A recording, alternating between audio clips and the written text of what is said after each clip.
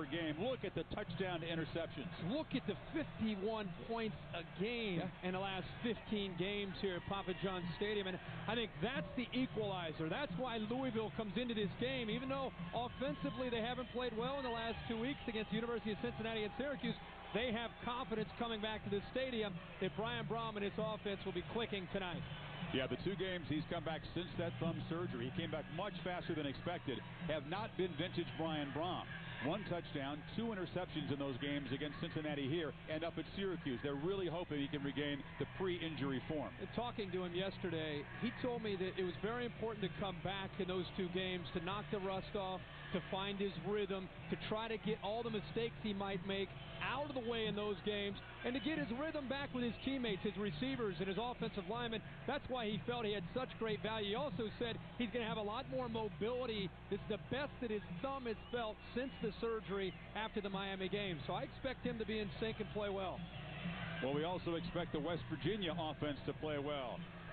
At White, Steve Slaton, tremendous tandem. Together they average 240 yards rushing. White has been an efficient passer when he's had to, but nobody's really made this offense throw the ball that much. Every defensive coordinator comes into the game saying we have to stop Steve Slaton and Pat White from running the football.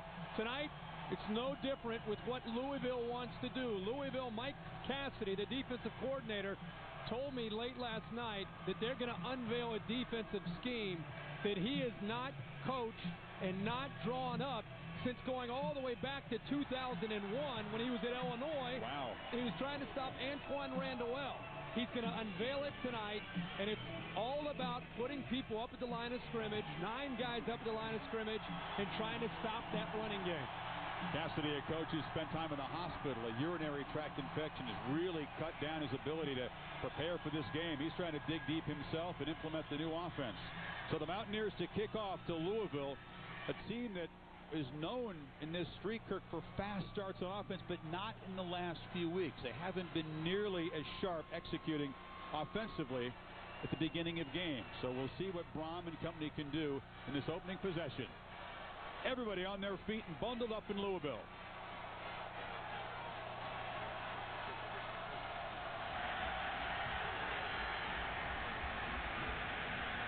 And the deep kickoff from Pat McAfee. No return. So Louisville will get the football at the 20-yard line. We'll keep an eye on their playmaking wide receivers. Mario Urrutia, 6'6". He's got matchup advantages over those West Virginia corners. Harry Douglas is speedy as well. They use the tight end Barnage as well. Well, the balance tonight will be very important for Brian Brohm. He's got to get Colby Smith on track. Again, West Virginia has the 3-3-5 scheme, which it turns out to be an 8-man front. They put a lot of people at the line of scrimmage, so Brohm in the passing game could eventually open up the running game for Colby Smith, but balance is central for the Cards. Smith, the senior, is the lone setback behind Brohm. They go play action on 1st down. Over the middle. Complete. Across the 40-yard line. And there is number 85, Harry Douglas, the junior. He's their steady wide receiver. Leads the team. 22 yards. Chris, Brian Brohm told us yesterday that the linebackers like to get up into the line of scrimmage off play action. There are a lot of great seams right behind the linebackers vertically with a hit. Tonight, you're going to see Brohm with a little bit more zip on his ball with the thumb feeling better. You'll see them attack those seams down into that West Virginia defense. They believe that if Brohm can be accurate, they can create a lot of plays just like that. After 22 yards on the first play, the Mountaineers show pressure at Smith. Finds a crease to the right, slams straight ahead into the DB and carries him forward. That Mountaineer defense. Kirk talked about the unorthodox 3-3-5 kind of oddball front. They do have 5 defensive backs, and keep an eye on number 8, Quinton Andrews. He's a redshirt freshman. He's very aggressive, a tough player, but he's got to be disciplined tonight. He has to be disciplined, and being a freshman in this kind of game with so much on the line, Bobby Petrino is an offensive genius. You have to think sooner or later he will test the freshman vertically with the passing game downfield to see how he responds. Shotgun on 2nd and 5.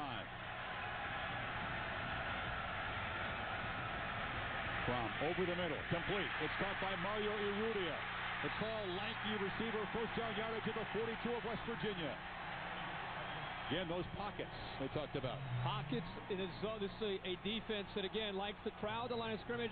They're going to always keep their secondary deep to prevent the big play. What that does is it opens up opportunities underneath. It teaches a quarterback you have to be patient to find not only seams, Chris, vertically, but also in between the linebackers. And, again, Brian Brohm, as we expected, feeling very, very good. And Urrutia has a great advantage with his size against these West Virginia corners. And it'll make the Cardinal fans feel a lot better, those first two throws by Brohm right on target. Play clock at 5 as Brohm changes the play. Mountaineers bring pressure. They pick it up well, and he puts over the middle again. It's complete. This is Patrick Carter, the junior. So 3 completions, 3 different receivers. Albie Hathaway, the strong side linebacker, on the stop. 12 more yards. Kirk, 46 yards now in those first 3 completions. Well, Brian Brohm looks very, very comfortable, and they're doing a nice job protecting him. But you're going to, again, see how West Virginia, their safeties and corners are getting back. This time the linebackers feeling the pressure, trying to get back to avoid those seams down the middle. They're leaving a vacated zone underneath it, and the read by Brian Brohm, perfect in the throw as well. This is Anthony Allen now, the true freshman, in a tailback for the first time, and the big guy from Florida gets the carry, gets good yardage. Close to the first down marker inside the 20. 230 pounds out of Tampa Jesuit. We have seen 5 offensive plays, and we've seen a different formation and a different play every single time. That's what makes this offense so tough, and the way they can mix in different backs. Anthony Allen, 6'2", 230 pounds. Colby Smith at 5'11", 220. Brian Brohm with a plethora of receivers to throw to. It's a difficult scheme to prepare for because it's so versatile. On 2nd and 1, Harry Douglas comes in motion. And they give it up to the freshman, who turns the corner and muscles forward. It's a major question mark, the run-stopping ability of this West Virginia defense against a physical running attack. They're not big. Right now, they're having their way with them up front. And again, Chris, I got to go back, and I know Rich Rodriguez is seeing this and probably a little concerned about this, but Bobby Petrino's done a very good job here early, mixing up things, not only as far as the balance with his run to throw, but also mixing up things with his formations. This West Virginia defense in his first drive, they don't know what's coming next. 6 plays, 3 runs, and 3 passes.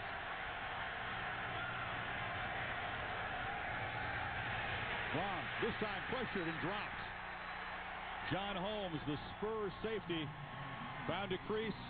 He came around the tight end and got to Brohm.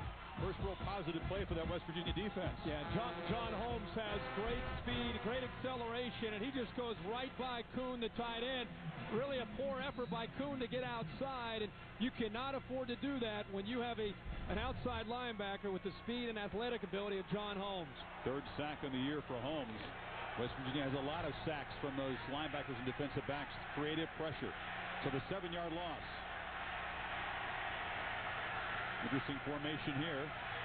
Smith comes around, does a nice job picking up the blitzer, but the throw is low and bounces up the carpet, intended for Gary Barnidge. It's amazing how one play, the one sack, can kill the momentum of a drive. You work all week, and look at the footwork here at Brian Brohm. This is a little of the rust. Actually doesn't get his feet set, turned to make the throw. He just tried to fling it out to the tight end late by just using his arm. A little thing with an experienced quarterback like Brian Brohm has to turn and get his feet set to make the accurate throw. Now all of a sudden, it's 3rd and long off of one play by John Holmes. The sacks have been few and far between for that West Virginia defense this year. That's only the 15th in the season. On 3rd and long, Brohm steps up, delivers short once again, popped on the way to Urrutia. So the sack spoils a nice drive for Louisville, and Art Carmody, a very accurate junior kicker from Shreveport, will come in. Red zone troubles. They got barely into the red zone there. That's been a problem in the last couple of games for Louisville. 3 points instead of 7. That's why the Cincinnati game was close. Cincinnati game was close. They had to score late against Syracuse. They've been frustrated with the inability to finish drives off and rely on Carmody to come up with 3 points. 11 of 12 for the left-footed kicker on the season, and he just sneaks that one in. So Louisville uses A little bit more than 4 minutes on its opening drive, puts 3 points on the board. And when you come back, the first possession for that powerful West Virginia offense of White and Slaton. Man, this thing is smunchy. Smunchy? Soft, melty, crunchy. It's smunchy. I'm thinking Craffelsi. Crunchy, soft, melty. No, it's more of a crunchy, chewy, cheesy. Crunch-chewy. Nice. I know. Knuckle me. Nice. Oh, okay. I'll just... Taco Bell's Cheesy Gordita Crunch.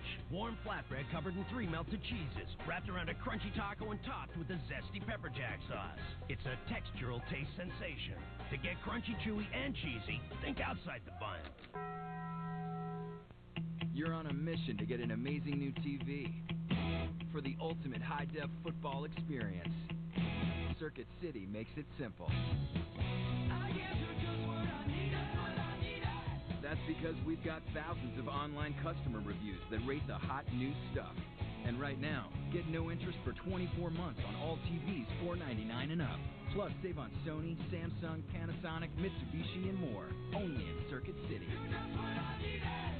Introducing Gillette Fusion. On the front, 5 blades, and on the back, the first ever precision trimmer, perfect for under the nose, straightening sideburns, and around facial hair. The best shave ever in manual and battery power. Gillette Fusion.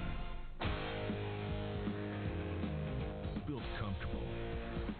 Built strong. Built right. Wrangler 5-star premium denim jeans. Wrangler. Real, comfortable jeans.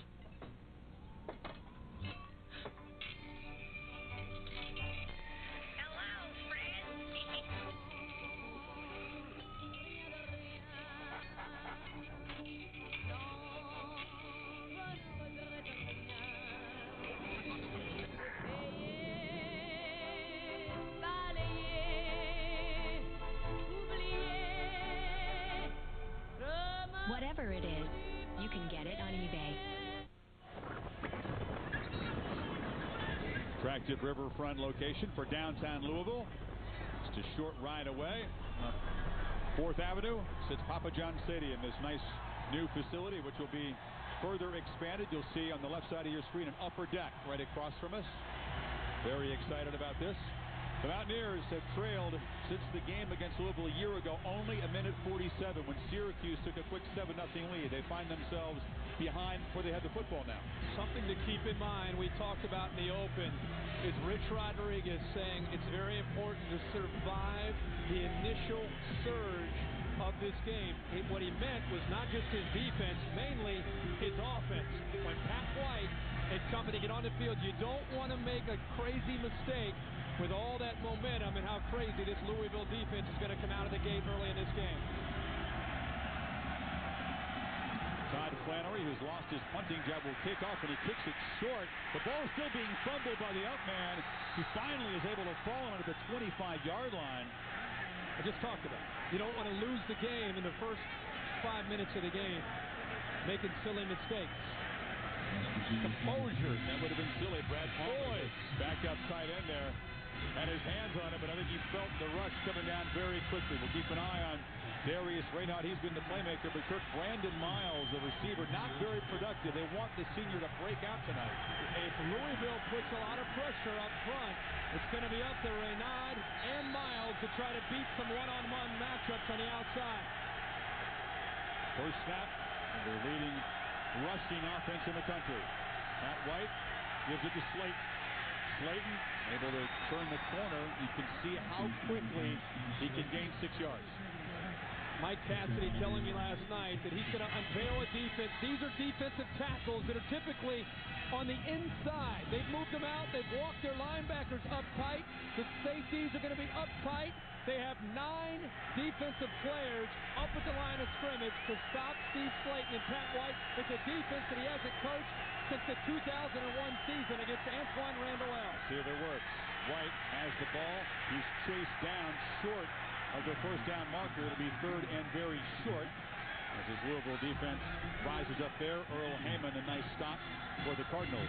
Pressure on the linebackers, Malik Jackson and Lamar Miles, guys who've come on as starters in the last 2 games and really given a playmaking spark. Well, Smith, Miles, and Jackson, the entire group of linebackers, I think they're the best in the Big East and one of the best groups in the country.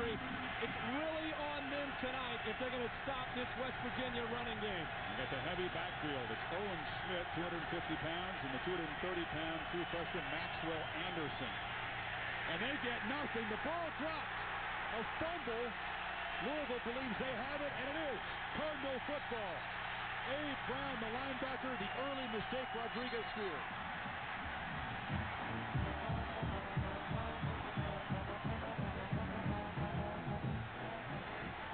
There was a little bit of a scuffle, and a flag is down after the change of possession.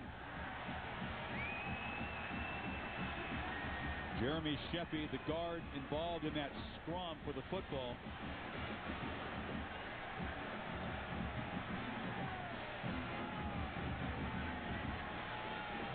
Dead ball. Personal foul on Louisville. Number 91. Late hit. 15 yards on the recovery of the fumble. First down for Louisville. No, that's their leader, Amobi Okoye, the 19-year-old senior. He's supposed to know better than that. I just got done talking about the importance of maintaining your poise on the road in this kind of game. Nice shot. Okoye gets in there to knock the ball loose. Recovery right there by Thomas, the true freshman. Rich Rodriguez has been preaching all week to his team. Maintain your composure on the road early in the game. Survive, weather the storm, and then let's go out and execute the way we know how. First time they get the ball, they fumble the football to give it right back to Brian Brohm and deep in their own territory. Ran into his own man and tossed the ball up, but a great job of the Louisville defense of stuffing that play anyway. Now Brohm throwing on first down, complete. Trying to get the corner there is Jawan Spillman, a freshman, hometown Louisville player, and a positive gain. So Louisville trying to build a big lead like they did a year ago up in Morgantown. This is Battle of Unbeatens, number 3, number 5. Just joining us, the biggest football game in this city's history.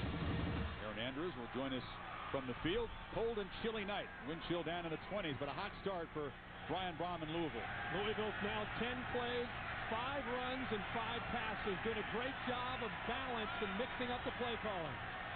This is Colby Smith, and the senior, tough sledding on the left side, gets to the 40-yard line. Smith, the guy who comes off his career best game, 165 yards. Big shoes to fill, Kirk, filling in for Michael Bush as you take a look at that thumb of Brohm. Yeah, he's crossing the thumbs over, protecting the right thumb.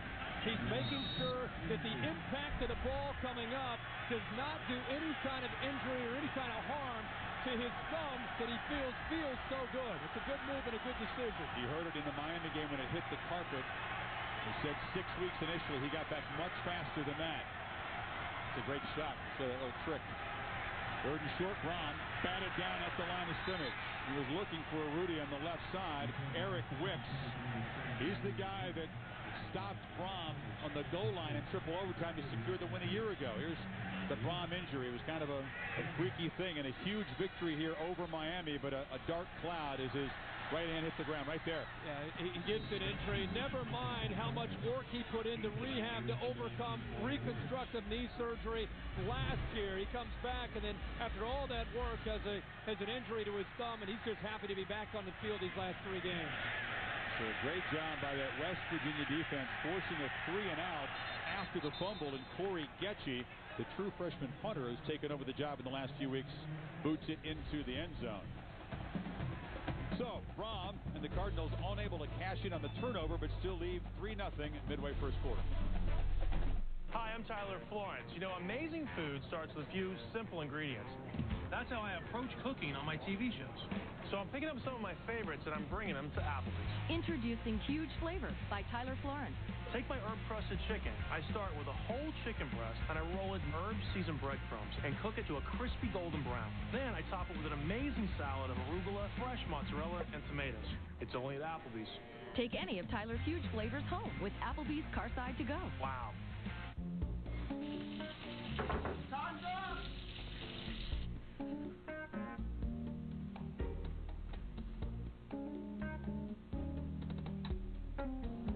There are better ways to save on your energy bill, and you can find them at the Home Depot. From clinics to helpful tips online to over 2,000 energy-saving products, we're proud to help you burn less energy and less money. So you like it? The Home Depot, the government's 2006 Energy Star Retail Partner of the Year. Introducing Chase Freedom. It feels like no other credit card in the world. And it like no other card, too. Feel free to choose cash back. And then change to points. And then change again, all with the same card and without losing a thing. That's freedom. Chase freedom. Call 1-800-YOU-CHOOSE.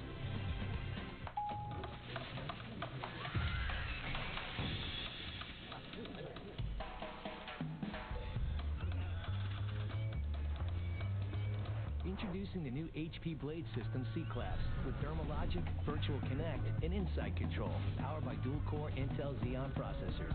Now you can contain the chaos and set IT free to drive your business.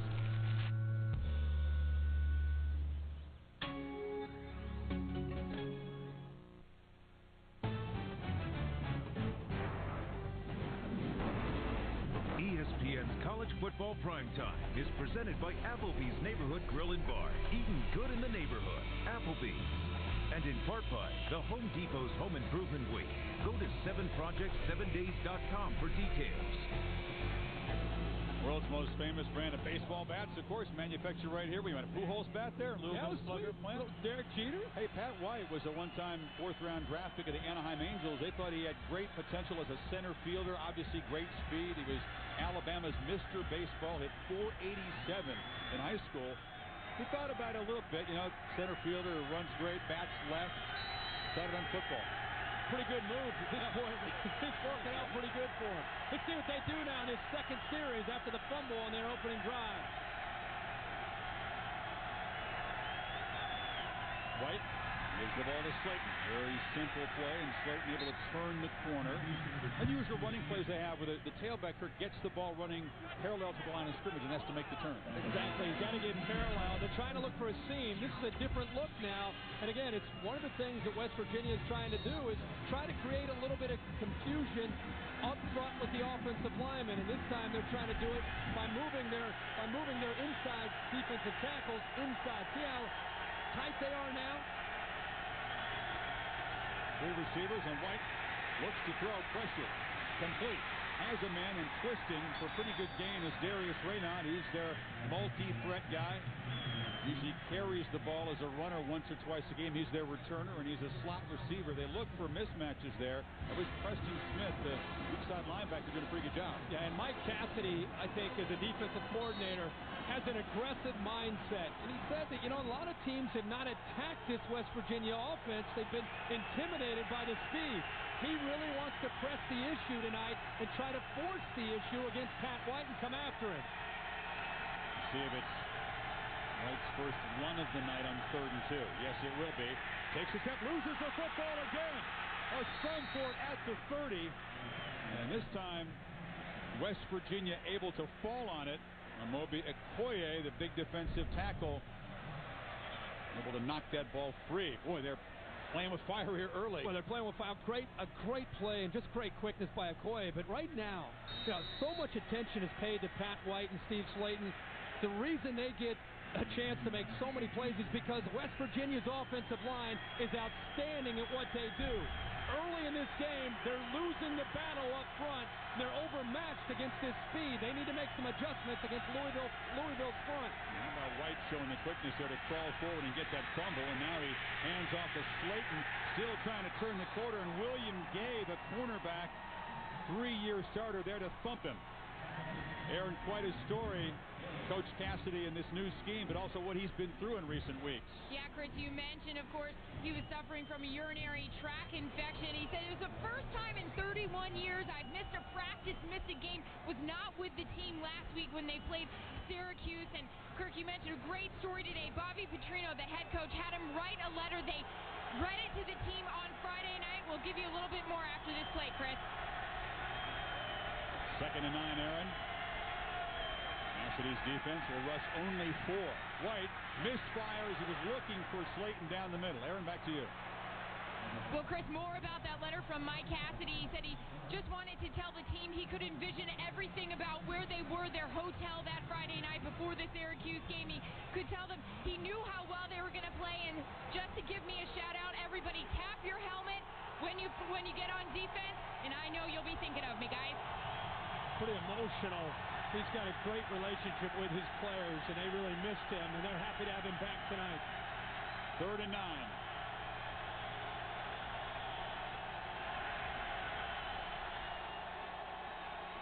White over the middle. It's caught. Darius Reyna just grabbed by the shoe at the last minute by Nate Harris, the linebacker.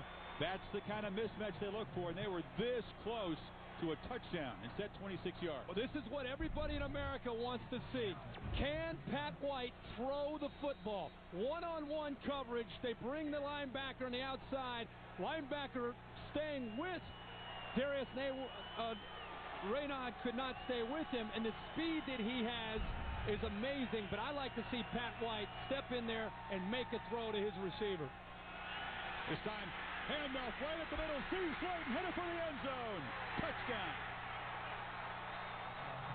You don't beat him in a foot race. 42 yards, and the Mountaineers take the lead.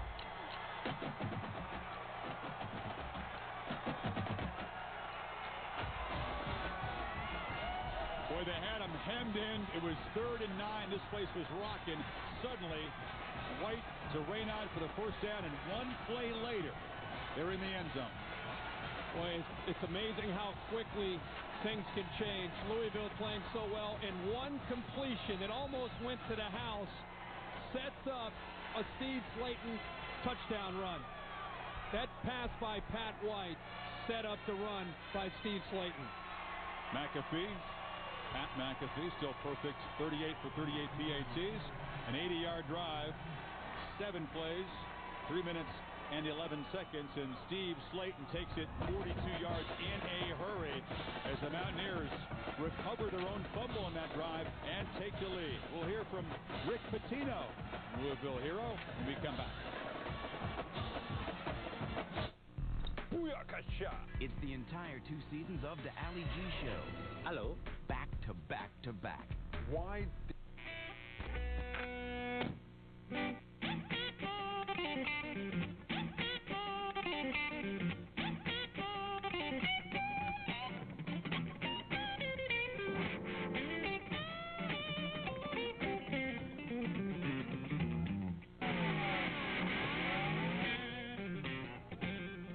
Get a Volkswagen and receive a custom First Act guitar. Plug into the stereo and rock your V-dub from bumper to bumper.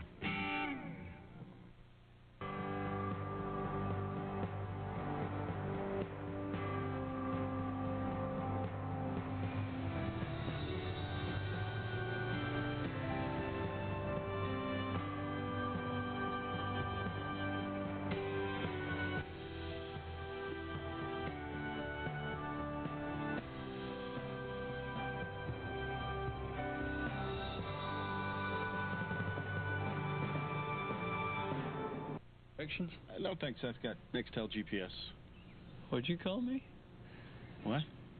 No, this is a turn-by-turn directions. We give the directions around here. I'm okay. The power to get things done with GPS navigation and walkie-talkies. Nextel, only from Sprint.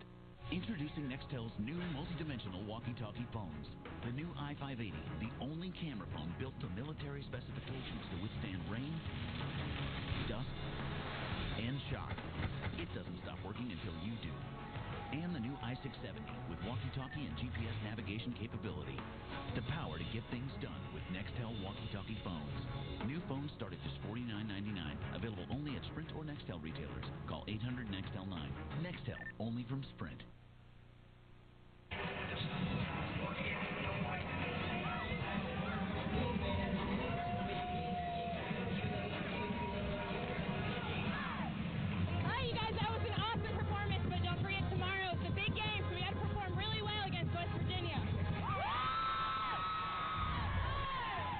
It's rare when a basketball game in Louisville is a tune-up for a football game, but the Cardinals hoopsters did debut last night, an exhibition game against Georgetown College, not the Hoyas. Right now, the Cardinal football team in a 7-3 hole as West Virginia strikes very quickly. Rick Pitino joining us in the booth. We'll visit with him in just a second. This is very much a basketball and a football school right now. Mountaineers have some basketball heritage as well. Jerry West, of course. You know, I was going to say that play felt like a fast break. Oh, yeah. And it was so. They hit a pass. The next thing you know, before you could get settled in, Steve Slaton out of the gate with a big touchdown run. So we'll see if the Cardinals can answer. We expected a few fireworks and a few momentum shifts. This is Jawan Spillman, the freshman, breaking free up near the 35-yard line. Here's another look at Steve Slaton's 10th touchdown run of the season, Kirk. And it's just the speed. It's not even a read at this point. Even though Jackson comes down to take White, I think that what Rich Rodriguez is trying to establish is get a feel for this new defensive scheme of Mike Cassidy. And I think here in their second or third series, they're starting to get more comfortable. Instead of the read option, I think they're just going to try to run downhill with their talented running back, Steve Slaton, and that time it worked out for a big score. Remember, Louisville unable to cash in on that early West Virginia fumble. Find themselves behind by 4, and Brohm will throw on first down. Steps up, has plenty of time, looks down the field, and it's dropped by Urrutia. Throw a little bit behind him, but he had his hands on it in West Virginia territory. Talked about Rick Pitino's basketball team. A couple of very precocious freshmen. You threw into the starting lineup, and you barely survived against Georgetown College last night, huh? No concern? That win's a win. Okay. Are you big enough to share the spotlight with this football program and what Bobby Petrino has done? Now, this has always been a hoop school. Well, it's new to me, and I called Billy Donovan and Thad Matta. Yeah. And I said to the guys, how do you handle this? I'm not used to it. And they said, both of them said that, look, we're at new schools, Ohio State and Florida, new to football. They're just trying to build their program. Just treat it as a segue into basketball. Pass complete to Colby Smith, and he stumbles as he gets up across the 45-yard line of the Mountaineers. A nice little move, but he had a lot more to gain if he hadn't fallen down. Well, the key in this kind of play when you face pressure is just getting the ball off. West Virginia brings linebackers and they bring safeties, especially Eric Weeks, who got through. It's just a matter of Brohm getting it off and dumping it to Colby Smith. Colby Smith, once he makes the catch, has linemen downfield. Very, very fortunate. If he didn't stumble, that would have been even a bigger game. They had Corey Thompson, the receiver, at the ready to block somebody. Nice job by Danny Barlow, the guard, early in that play to spring him. Brohm fires near side. He ended up throwing in traffic. Vaughn Rivers defending on Harry Douglas, who makes the catch at the 36. You know, we've talked so much tonight about the Big East in the football conference being a lot better than I think a lot of people anticipated. You know it's a great basketball conference. Has to be one of the best. How do you size up the Big East and how you guys fit in? It's very difficult to play in the Big East because every night, you know, every conference I've ever been in, there's 2 or 3 games a year where if you play hard, you play well, you're going to win. In the Big East, that's just not that way. You've got to bring it every night, not only with great execution, but you've got to give it high energy as well. Getting that way in football, there are no free passes. A very deep league that goes well beyond just these 2 teams. This has caught our whole city. I mean, we're so much. I'm not a big football fan until I came to Louisville, and now I'm one of the biggest football fans in Louisville. I just absolutely love it. Bobby Petrino, to me, is one of the premier coaches in the game because I'm so energized every time I watch this team because of the style of play. Yeah, I would guess that it's not that you need a whole lot of help in recruiting, but just the awareness of Louisville, not just for basketball, but football. I guess it goes hand in hand. And then we throw in a little Breeders' Cup, a horse race every now and then. Well, isn't it weird, though, that, Rick, as you know, this is a horse city. There's a timeout on the field here. It's 3rd and 5. You know, the Breeders' Cup World Championships here for the first time in 6 years. It's a mega event, a global event, and yet people are talking about football more than talking about all the equine talent across the street at Churchill Downs. I've had 25 friends from New York City call me and said, every year they do it for the Kentucky Derby. They call me and said, I know you want Breeders' Cup tickets. I said, no. Can you get us the West Virginia Louisville tickets? Well, you know, the Breeders' Cup Classic, as the timeout is still being taken on the field, features Bernardini, a horse that's being, compared by many pundits to Secretariat, Cigar, the greatest horses who've ever lived. This may be the last chance to see him run in the Classic. You excited? I am excited. Obviously, Lava Man's a great horse, and my guy Nick Zito is going to bring Sun City, I think it is, to the Classic, and he'll have that horse ready, certainly. Lava Man is a great horse with terrific trainer Doug O'Neill. It's a wonderful day. It's the greatest horses for every type race, and it's at the premier racetrack in America, Churchill Downs. There's a lot to command sports fans' attention. Before we let you go, one basketball world question that the loss of Red Auerbach, you were a Celtics coach, felt by so many people. Fred Auerbach was not only a great coach, a great man. The thing I learned the most from him in speaking with him is how he communicated with his athletes. He's the greatest communicator as a coach in the history of the game. Brohm is pressure on third down, gets away, and delivers complete to Douglas for a first down. Brohm got knocked down, but showed his strength in the fight off a couple of tackles, and now, after the play, momentary scuffle, the Cardinals do have a first down. Rick, thanks for your time. We really appreciate it. Thank you, Coach. Good luck this year. Thank you. That was a crucial play for Brohm on 3rd and 5. Quick, they had him hemmed in. He fought away with the upper body strength. Well, it was interesting to see that West Virginia bringing the pressure, trying to get after Brian Brohm. They feel they have to get him out of his rhythm. They brought the blitz, and he was able to fight it off. Right, coming off the corner to stop Colby Smith for a loss is Antonio Lewis, the corner.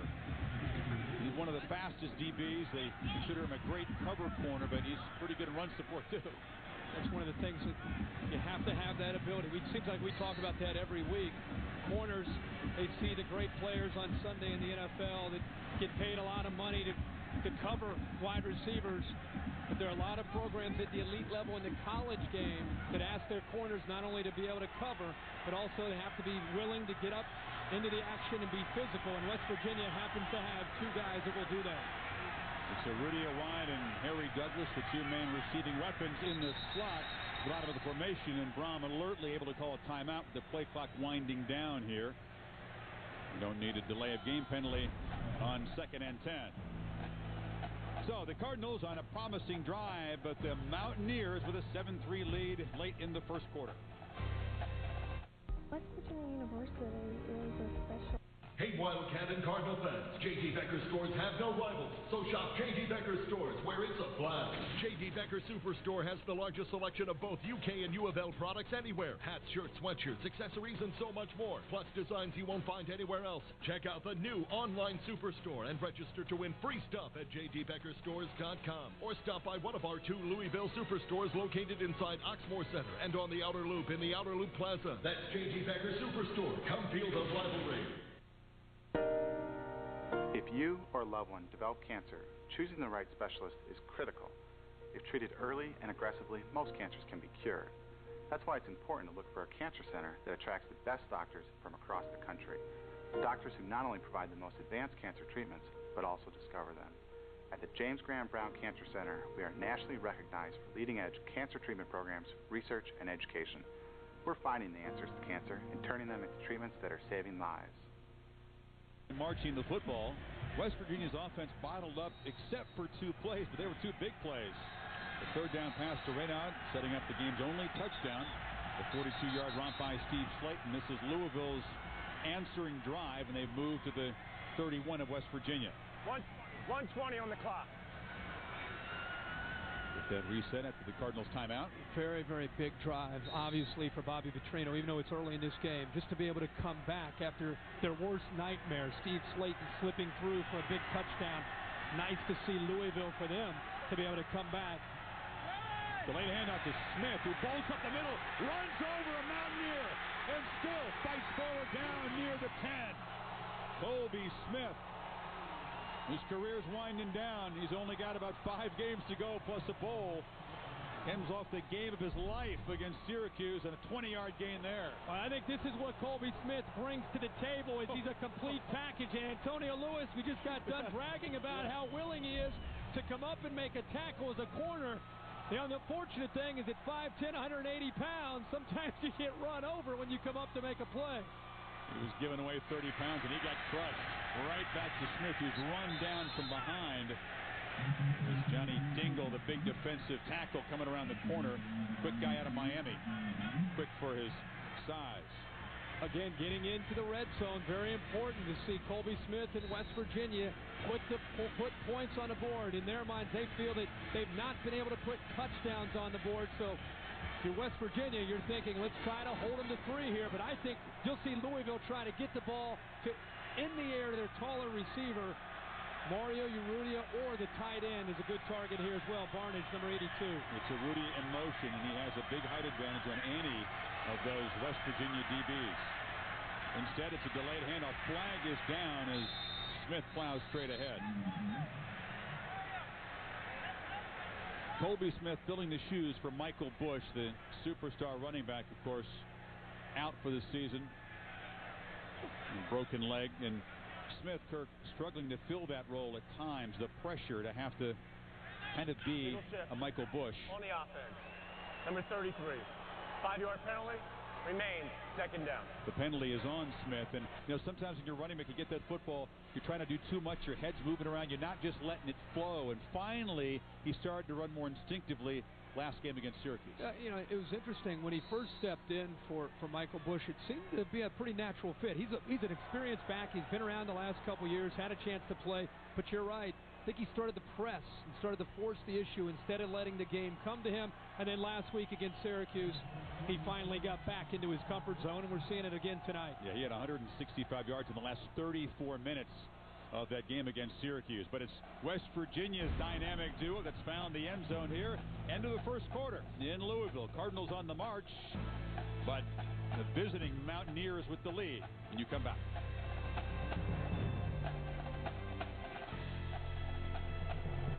ESPN College Game Day, Saturdays at 10 a.m. Today I will earn rewards points in more ways than ever before. And I will do it while Victor tries to distract me. First, I get points for using my Citibank debit card. Next, I get points for my Citi mortgage. Now, my greatest secret, points for using my Citi Premier Pass credit card. Istanbul, please. No madness can stop Citi's many rewarding ways. Victor, pull yourself together. Rewarding. Very, very, very rewarding. I knew it was too early to promote you. Every legend has a beginning. Well, I understand O's have a very short life expectancy. On November 17th, discover how James became Bond. Casino Royale, rated PG-13. This is an actual reenactment. Mary had just picked up her kids and was heading home to make dinner. Just then, in the blink of an eye, nothing happened. Events like this occur countless times every day. Progressive Direct is doing something about it, giving real savings to these good drivers. In fact, good drivers who switched to Progressive saved hundreds right away.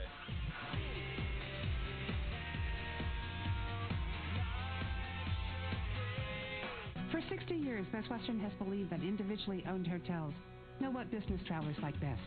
That's why we offer our free Gold Crown Club International card.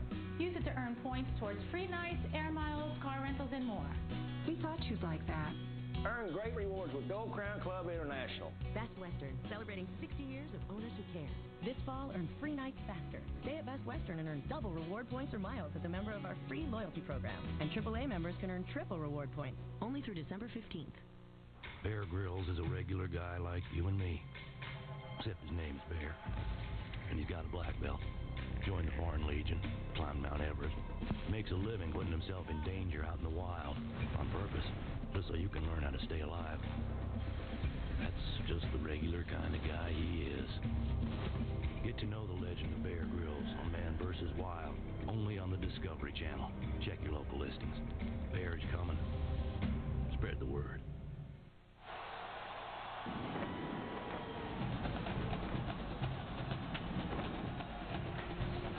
Talked about the Louisville Slugger plant on West Main, right downtown. Look at that, Kirk. Oh, customized that for us. Where'd that baby end up? Down in the truck. It's in somebody's trunk, I think. Chilly night here. Temperatures will be down in the 20s before this one is finished. Unseasonably cold. Folks bundled up, dressed in all black. Call for the blackout in the biggest Cardinals home game ever. This might be a four-quarter and then some fist fight, like last year's triple overtime matchup in Morgantown. Look for the matchup down at the bottom of the screen. Taller receiver Urrutia against an undersized corner for West Virginia. Brohm on the first play of the second quarter. Well covered as receivers, and finally goes forward as Warren Young stops him for a loss. Surprising to see Urrutia coming underneath. They actually sent the smaller, quicker receiver, Harry Douglas, to the corner, trying to get him in a isolated one-on-one matchup. They had it, but it's just great coverage by West Virginia, forcing Brohm to come off of him, tuck the ball, and try to pick up as many yards as they can. But again, it's this offense trying to put touchdowns on the board. You can see the height advantage Louisville has with their receivers. This time Urrutia at the top of the screen. The height advantage is all Urrutia. 6'6" factored into that advantage. And now with 5 wide receivers, Brohm fires over the middle. It's complete. Very short gain. Corey Thompson, the sophomore, only his second catch of the season, got back inside the 10. But it's not enough. Great job by West Virginia. Jeff Castile realizing that if there's any area that they want to try to attack them, it's trying to get to the ball to the tall receiver. That's who he's looking to go to, but he's got 3 white jerseys all over him, forcing Brohm to come underneath, and again, forcing a field goal for Louisville. Great defense there by West Virginia.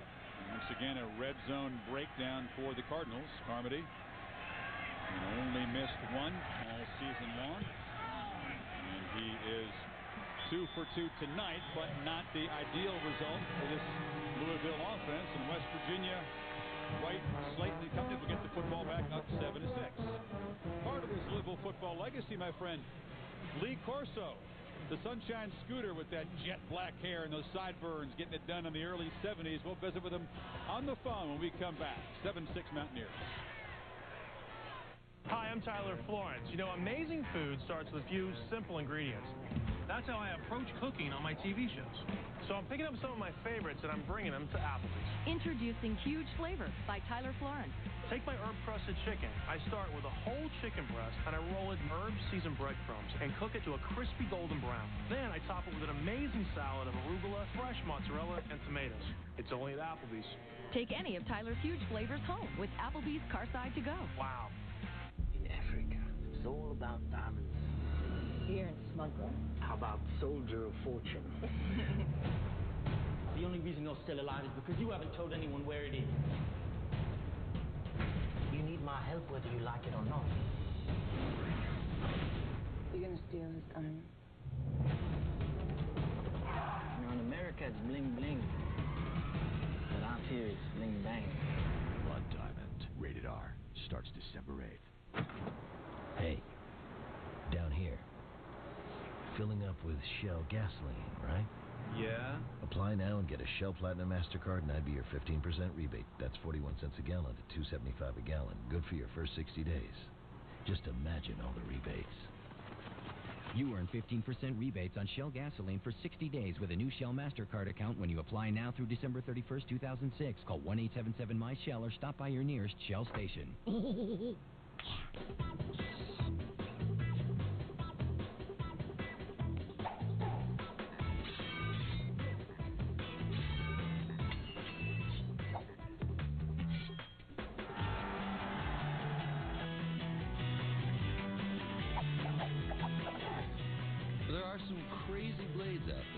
So reach for the ultimate balm. Replenishing aftershave balm with Care Protect soothes and repairs the damage from shaving.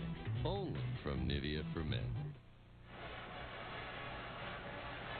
Well, Louisville's had the ball for almost 11 and a half minutes so far in this first half. The statistical edge in every category, all 3 possessions. They've been in West Virginia territory, Kirk, but 1 punt and 2 field goals. It's the Mountaineers with the lead. Well, one of the better ways to slow down Steve Slaton and Pat White, keep them on the sideline. As you said, big advantage, time of possession. Done a nice job controlling the clock with the balanced offense. But we saw Steve Slaton get out. We saw Pat White throw the football in their last possession. We'll see how this Louisville defense tries to retaliate against that balanced look from the Mountaineers that last drive. Big storyline tonight, not just who wins this game, but how impressive is the winner to the folks watching around the country. It's taken by Vaughn Rivers. And the Mountaineers should, coming into this game, have a pretty clear edge in special teams. Louisville gets nothing out of the return game. Not much on that return from Rivers. And West Virginia will start at the 22-yard line. But first we check in with Reese Davis, the 30 and 30 update. Reese? All right, Chris, first round of the Tour Championship is in the books. No Tiger, no Phil Mickelson, but Retief Goosen does have a share of the lead with Joe Durant at 2 under par. Coverage on ESPN. The second round starts tomorrow at 11:30 Eastern Time. And the Jaguars are going to stick with David Garrard at quarterback rather than Byron Leftwich, even though Leftwich says he is healthy enough to play. Sports Center after the game, ESPN News all the time, Chris. Free Sykes, first down for West Virginia. White hands it to Slaton.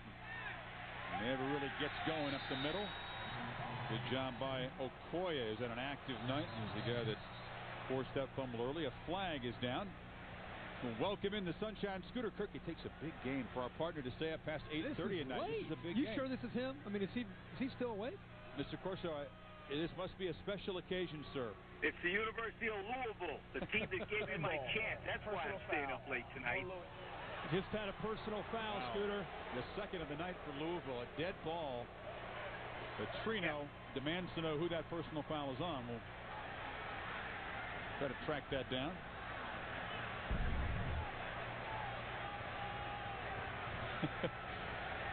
No coach likes to see this. That's no question about it. But, so far from what I've seen from a coaching standpoint, I think Louisville they got to stretch the field. They got to go up deep against those corners and get the West Virginia guys back. They throw nothing but underneath cuts, which are good. They move the ball, but they're not scoring any points. They got to go over the top more, I think Louisville does. And West Virginia might have won this game real early when they had that fumble and it was 3 and out and they stuffed them. That was big. And then, Kirk, you guys watch one thing. The only time West Virginia has been in a pro set with 2 backs, they gave the ball to Slaton, and White went to the outside. Everybody followed him, and boop, right up the middle for a touchdown. I thought that was a nice gimmick by West Virginia. Yeah, it's interesting to see how each week, Lee, different defenses come up with different theories and schemes to try to slow down this running game from West Virginia. Mike Cassidy's coming up with a plan that he used at Illinois in 2001 against Antoine Randall to try to help him tonight. Well, I like also the fact that they got 8 in the box, but I think eventually that West Virginia is going to really hurt Louisville throwing the football because White is a better passer than people give him credit for. You see that split backfield now? That's exactly the same thing they did before. There he goes. Every time they get into the split backfield, they do a little counter action, and there goes White up the middle. I bet you they haven't done that this year because that's got Louisville confused. Speaking of new wrinkles, we got a guy doing analysis in Orlando from a game in Louisville. That's a new wrinkle for us. Hey Lee, I know you're excited. You enjoy College Game Day at College Station, and you can go to bed now. It's an early wake-up call. Okay. Thank you very much for having me on, you guys. I'll see you. Get to sleep. Get the blue PJs on and shut her down. And the white socks, sweetheart. All right. See ya. 15 yards for Slaton. He's got 69 on the night. Most of them coming on that touchdown. White tucks it, runs it to midfield. Jukes, waits for a block. Tries to get the corner. And is dragged down at the 35-yard line by William Gay after 21 more yards. And now a flag flies well after the play. Starting to get kind of chippy here. You can see the quicks of White as he took off. Dead ball.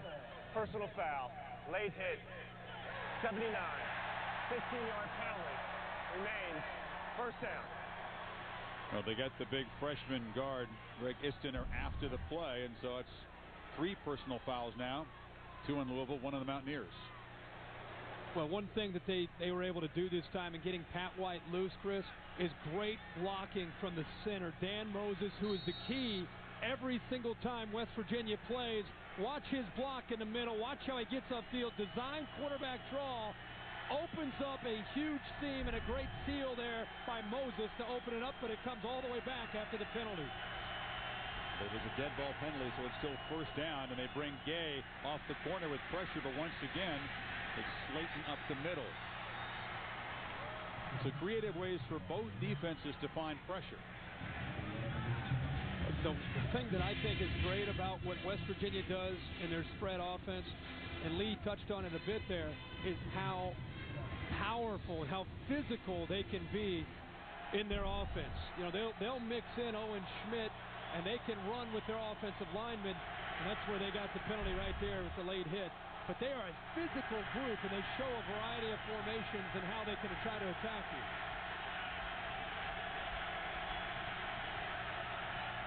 White bobbles it and is swarmed under for a loss.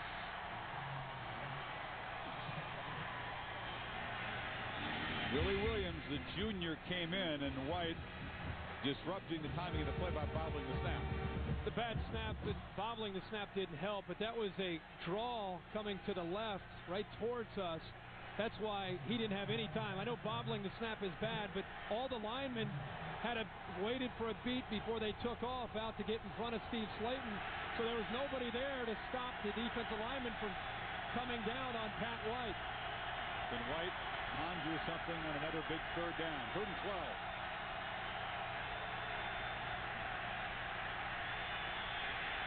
Fires near side on a rope, incomplete. Good job. Pass intended for Miles, but Gay got there, just to bat it away. Really a close call here on 3rd down. It's nice to see William Gay starting to play the way you expect him to play as a senior. He's one of the better cover corners in the Big East. He came around that time, Miles, and got his arm on the football to knock it away. And that's a tough play when you have so much speed coming back to the receiver. It's easy to get your body in the way, but William Gay that time made a nice play for the Cards to force the punt. It is the first punt for Scott Kozlowski, the freshman. And they'll try to pooch it down in there, a whistle before they snap. Looks to be against the Mountaineers. It'll give Kozlowski a little more room to work with, trying to knock it down there. He was headed to his right, that rolling punt that's become so popular. See it everywhere. Ball start on the offense. Number 49, 5-yard penalty, remains 4th down. How much did that dead ball personal foul hurt this West Virginia team by Isdana? Big play by Pat White, ball deep in the Louisville territory, comes all the way back to midfield and stops the momentum that Rich Rodriguez had thought he created. Yeah, just the senseless kind of penalty. Yeah. After the play's over, just, a little too much testosterone, and it kills a drive.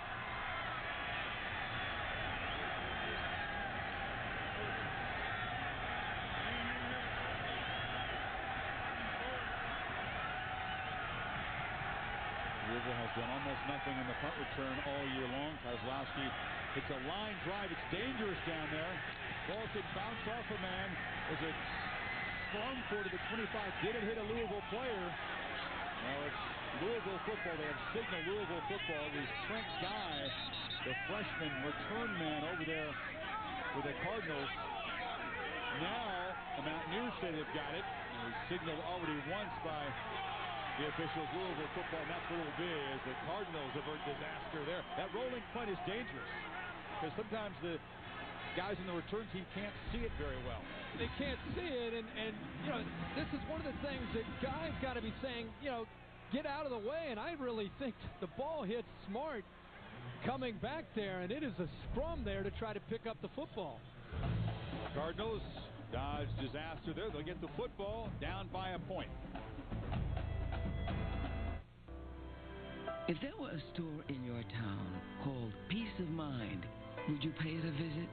Across America, in towns big and small, there is such a place, New York Life. It starts with our values of financial strength, integrity, and humanity, and continues with our agents.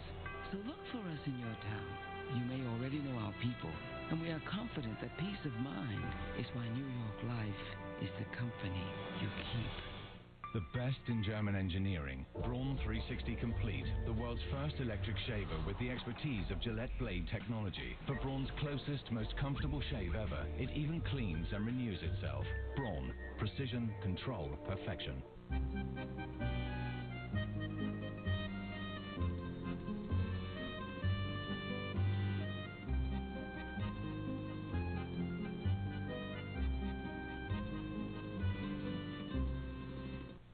You're on a mission to get an amazing new TV for the ultimate high-def football experience. Circuit City makes it simple. That's because we've got thousands of online customer reviews that rate the hot new stuff. And right now, get no interest for 24 months on all TVs $4.99 and up. Plus, save on Sony, Samsung, Panasonic, Mitsubishi, and more. Only in Circuit City. The last sound you hear before you step on the field. Click, clack.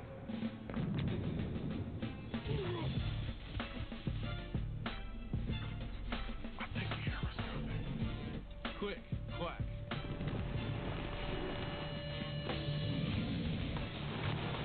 Click, clack. Click, clack. I think the era's coming.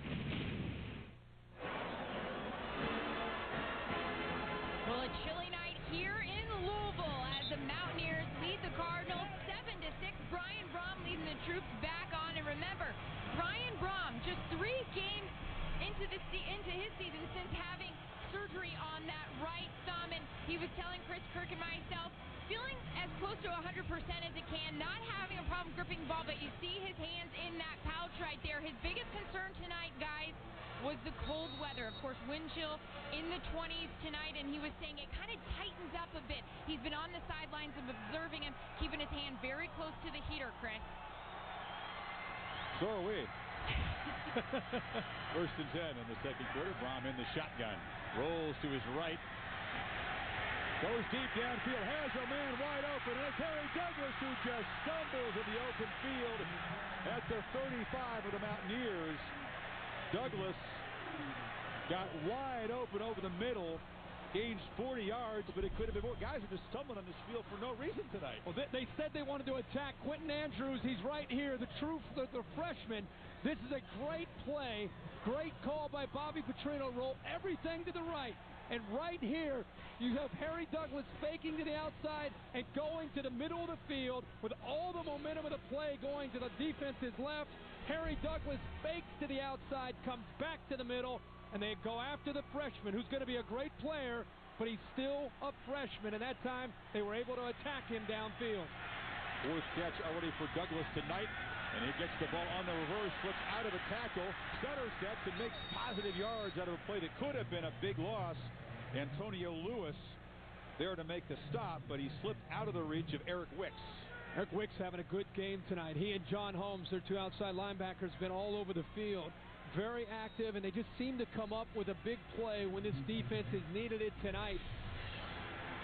They call it the bandit, the position that Wicks plays. They moved him down from the spur safety. A lot of quickness on the field for the Mountaineers. Those 5 defensive backs. Urrutia to the bottom of your screen. Second down and 8. Brohm looks to the right, flips it in the flat. Nice attempt by Colby Smith at a one-handed tackle, but the pass batted down. Matt Magro, the middle linebacker, there in coverage.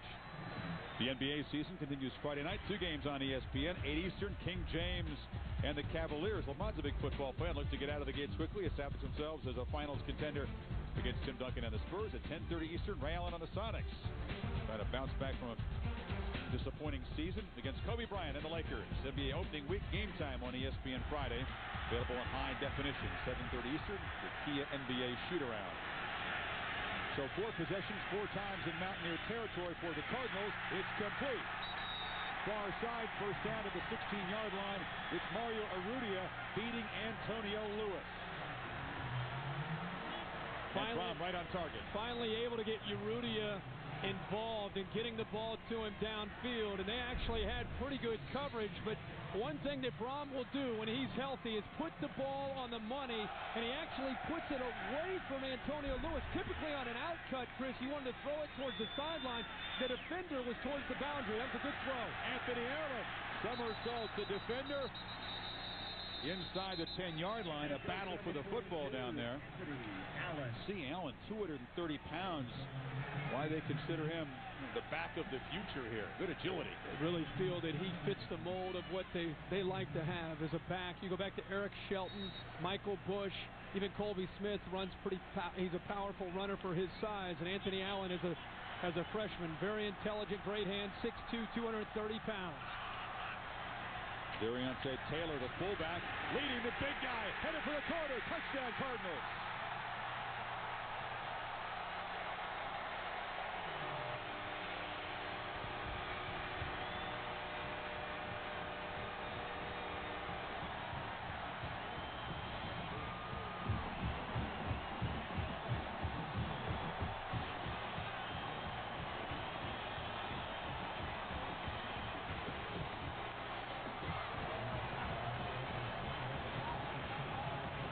So Louisville answers. A nice-looking drive, and the freshman, Anthony Allen, finds the end zone. Tapping the 75-yard, 6-play drive. Carmody knocks it through.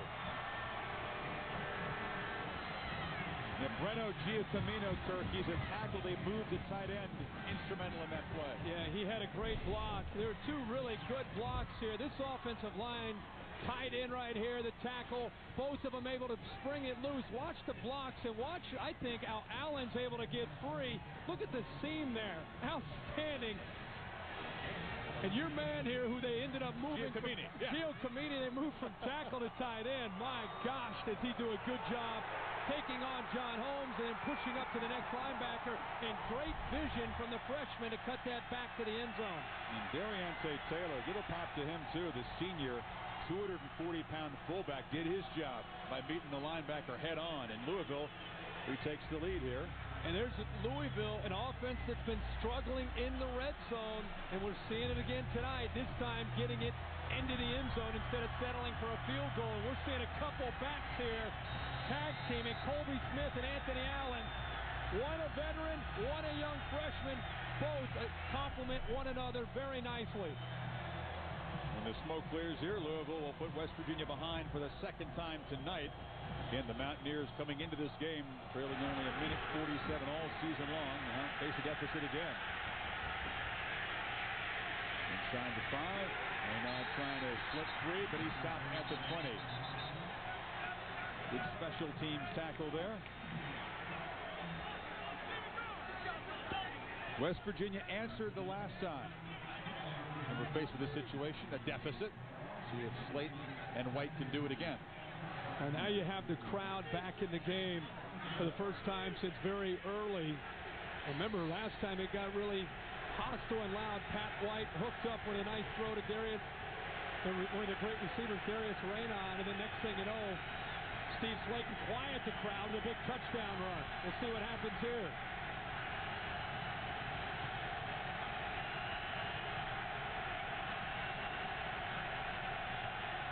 Cardinals bring pressure up the middle. White has to deliver quickly. It's complete to Reynaud. Reynaud finds a seam. Darius Reynaud to midfield.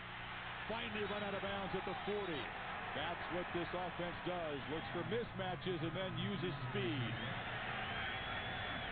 Reynaud got a nice block by Rayshon Bolden, and he didn't need much.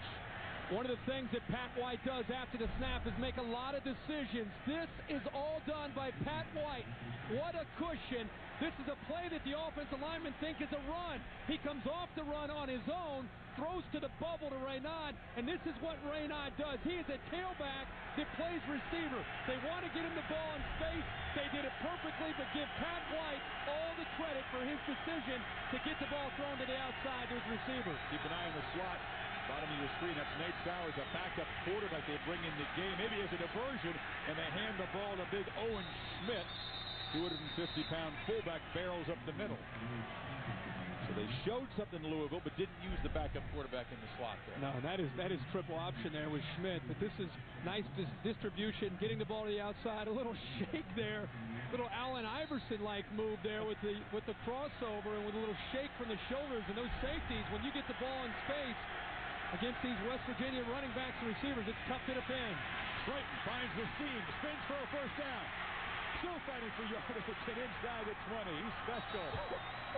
A sophomore has never won the Heisman, and he's probably not going to win it this year, but many people believe that Slaton, if he has a showcase game tonight, should be a finalist and maybe the favorite next year. Well, I think that there's one thing that we know is with Adrian Peterson down, it becomes a great debate about who's the best back in the country. I've been saying for the last few weeks that it's this guy, number 10, Steve Slaton.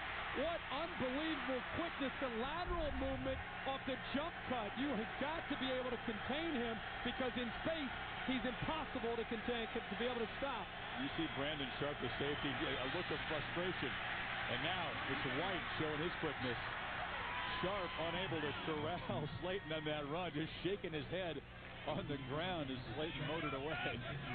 The spread offense gets a reputation for being a finesse offense, but the one thing that Rich Rodriguez emphasizes is they are a physical offense, and when Owen Schmidt gets into the game, that's what they become. He's just going to lead. That's an isolation play for an I formation team.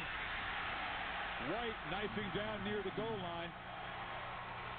Got down to the 1-yard line. Just that quick burst. I apologize there, Chris. They got the regular speed that they have on this offense, the Indy and the Jet. Right now, they're in the Jet. They turned up the tempo.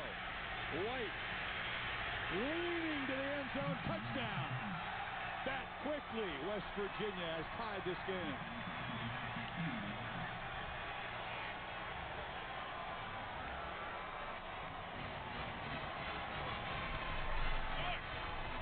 Well, that's how you answer. Yeah. 6 plays, 81 yards. Rich Rodriguez electing to go with, again, his Jet series.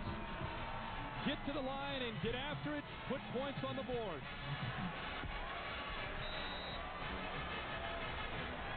Petrino. Shot. Mike Cassidy is defensive coordinator. They got some things to button up there. And McAfee with the PAT. As West Virginia regains the lead. Only took them 2:22, 81 yards in 6 plays. As the Jet tempo in the shadow of the Louisville airport puts the Mountaineers back on top. We got a good one in Louisville. Number 3 versus number 5 with the lot on the line.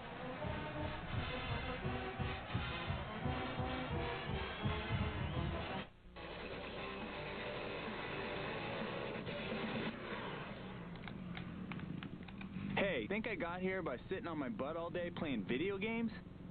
Come on, get out there on a Honda. Who knows? Maybe one day some kid will be playing you. Introducing the new Honda CRF F-Series. Unplug your kids. This season, give them one of Honda's gifts that go for as little as $39 a month and get up to $200 in bonus bucks.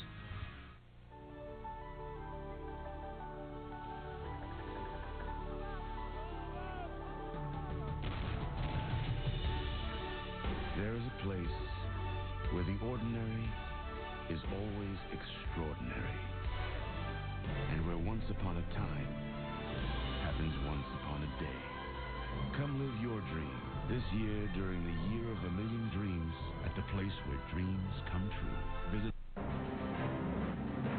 Personal Ensign, a dramatic finish.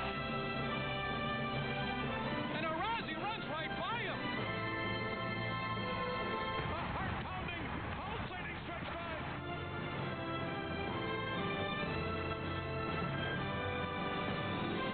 The Breeders' Cup World Championships are back at Churchill Downs. With 8 races to decide 8 world champions, it'll be one unforgettable and heart-stopping day. General admission tickets are still available. Dan Northup and George Bush have led us down the wrong path. Instead of helping people, they smear and attack their opponents. And every one of our ads is paid for by the large corporations that rip us off. This election is our chance to change all that. Our chance to end the war in Iraq, to provide health care for everyone, and to create good jobs that stay right here in Louisville. I'm John Yarmouth, and I approve this ad because when I'm in Congress, no one will ever question whose side I'm on. If you believe we can do better, then I respectfully ask for your vote.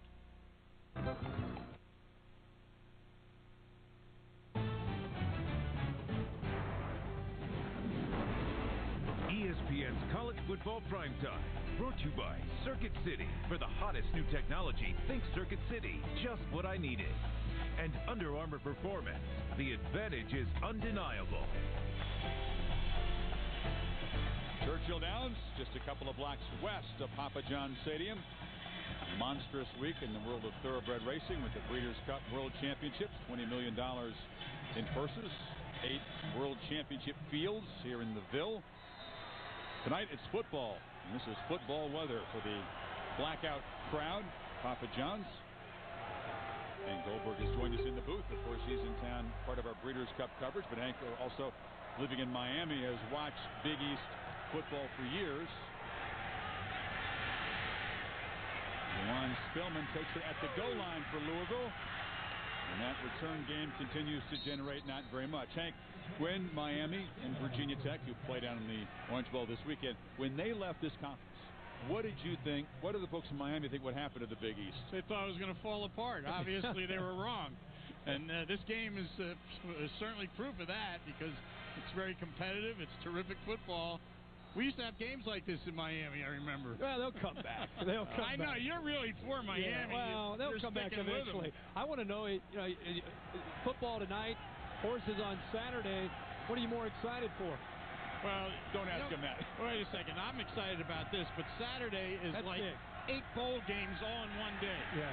Brohm steps up, playing for money. Corner blitz, throws downfield. It's caught by Urrutia. At 6'6", he beat 5'10", Antonio Lewis on the jump ball. Big gain down to the 40 of the Mountaineers. Back and forth we go. Ball is underthrown, and it's a good job of adjusting, but with the size of Urrutia, anytime you put it up in the air, you want to miss short and give him a chance to adjust by seeing the ball, and there it is.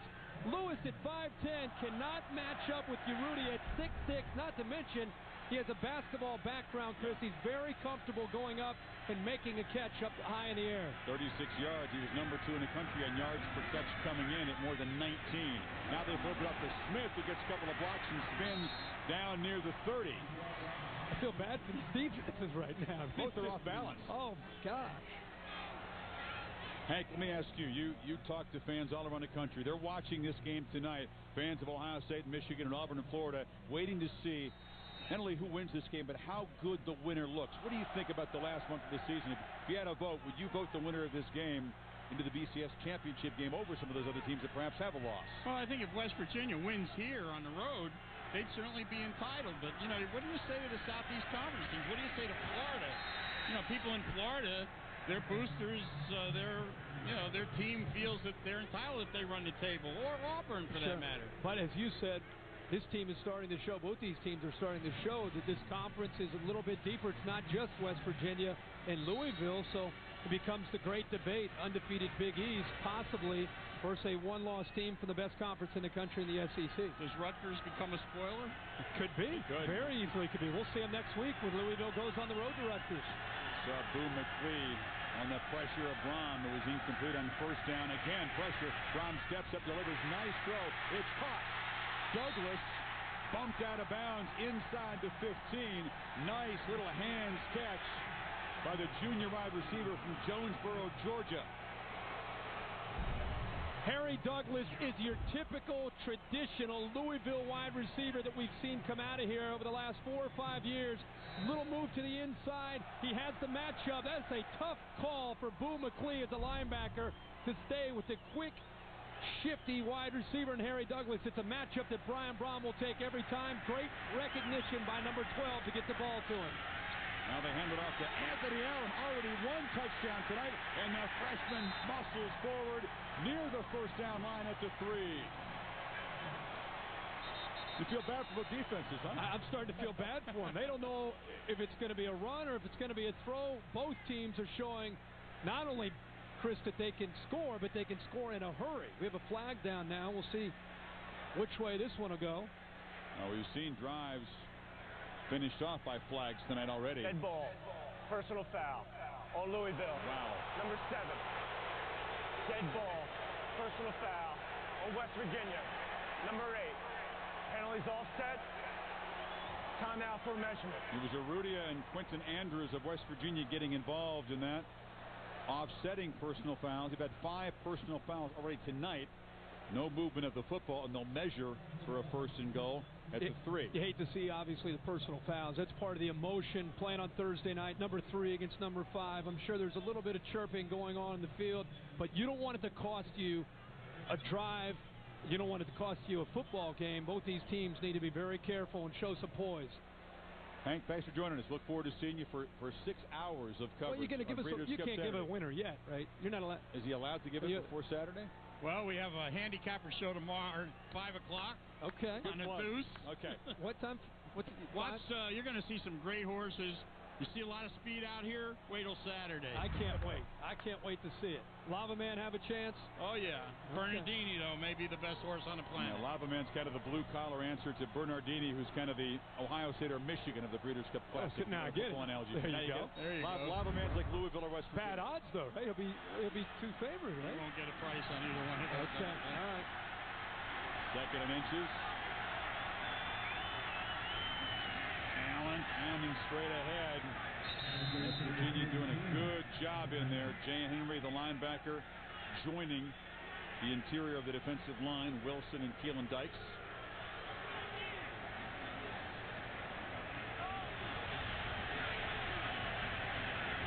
Once again, they'll bring in the chains to measure. It's amazing to see Louisville's offense just move right down the field, and they get to the red zone, and it's almost as if things change. You know, they don't have that same aggressiveness, that same confidence that we see when they're in between the 20s, and they're just moving the ball at will. And I really wonder if it's the offensive line play. You know, I know we saw last time they got down in there, Anthony Allen break free and had some nice blocks, and he found daylight and cut back to score a touchdown.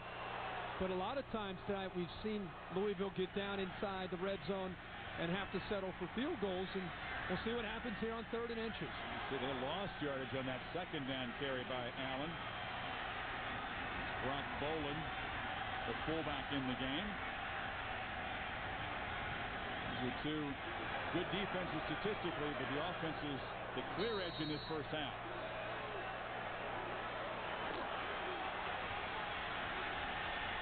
Third down as Brohm asks for quiet.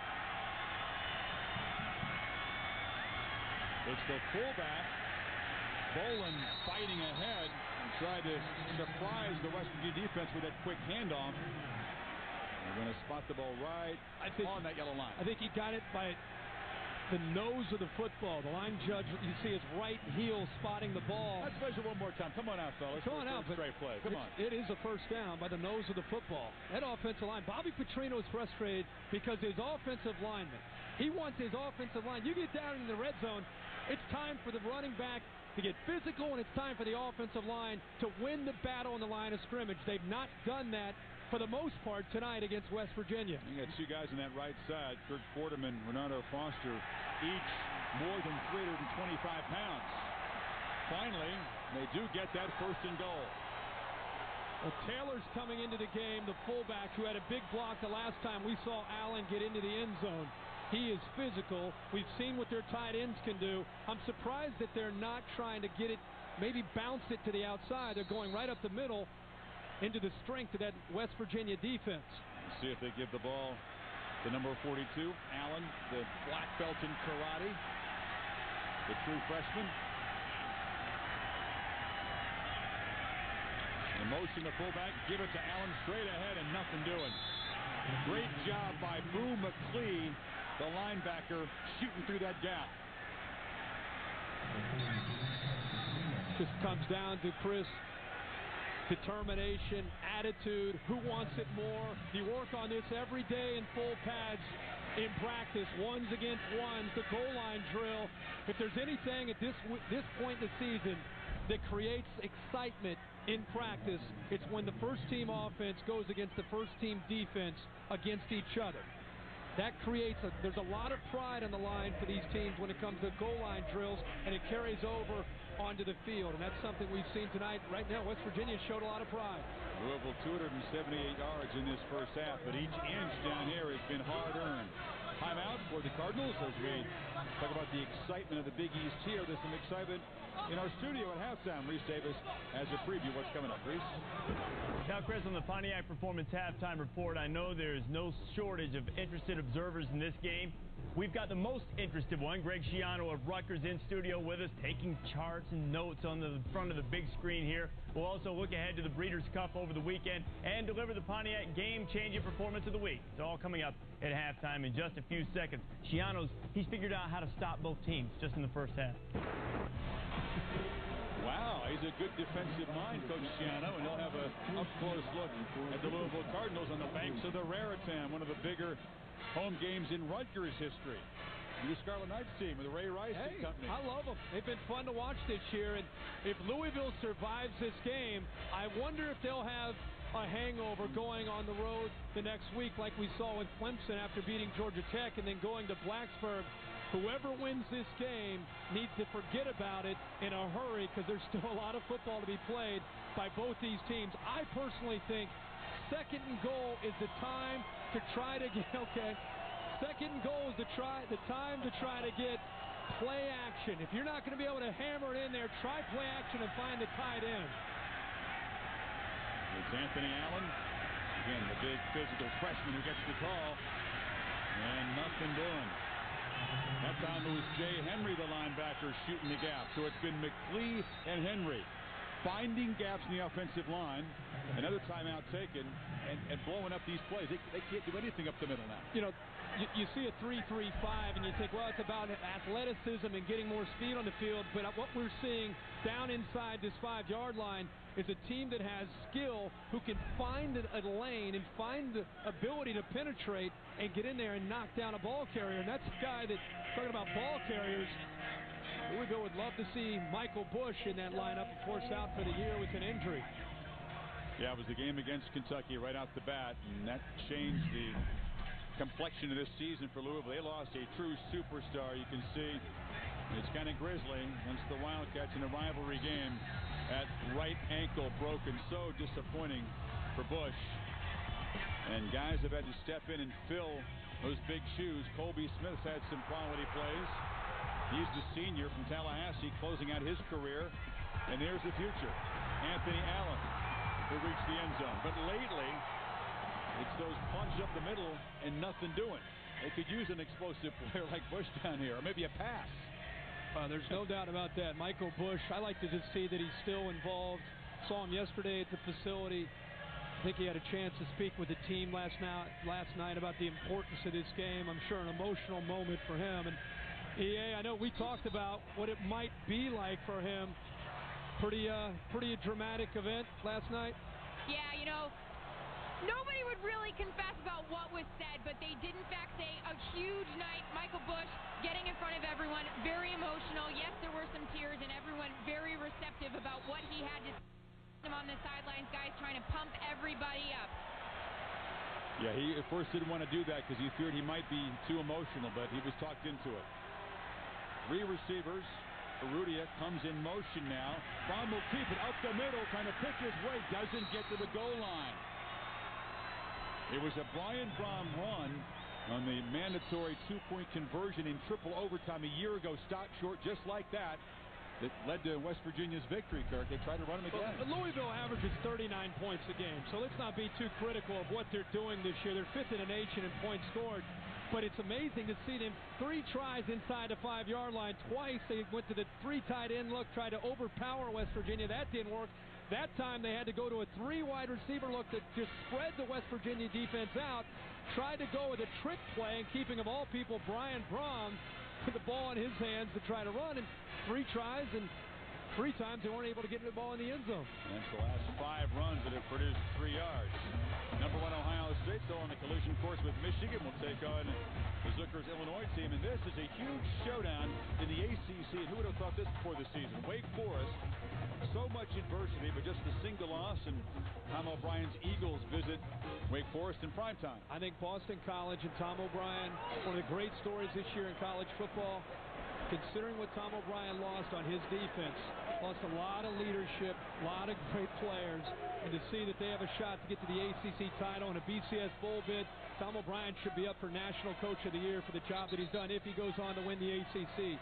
Hidden gem in Boston. Well, on 4th down and 1, they can field goal. They do try to accommodate. I'm sorry, I didn't see the kicker come out until he trots out late. So what a stand by West Virginia once again. The same thing that created a close game against Cincinnati. Louisville unable to convert in the red zone, and a tough angle for the lefty here. 18 yards, and he just sneaks it through. For a guy that likes to score points, that was a tough one to give up on and have to settle for points. You see Brom's reaction. Brohm and Bobby Petrino, you know they wanted a touchdown. Kirk, they have 279 yards in this first half. They haven't been stopped at all, except by red zone execution. But credit West Virginia's defense. They are not known as a physical defense, but they use quickness on the goal line to get the job done.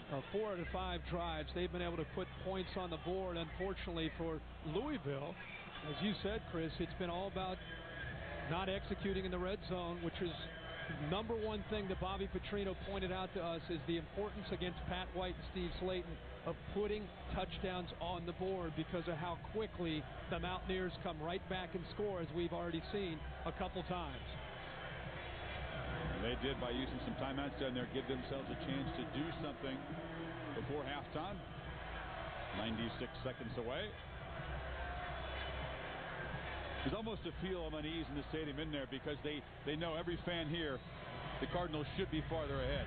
These should be, from their point of view, touchdowns, not field goals. I think they're antsy here. What's funny is they're kicking off to a team that's number one in the nation in rushing offense with 319 yards. You think, well, they're a running team. Minute 36, they're going to kill the clock. Not so fast, my friend. They can score and move the ball so quickly, they're going to try to probably get points here. Finally, a very short kickoff. It is fumbled and picked up by Raynaud. He's dangerous.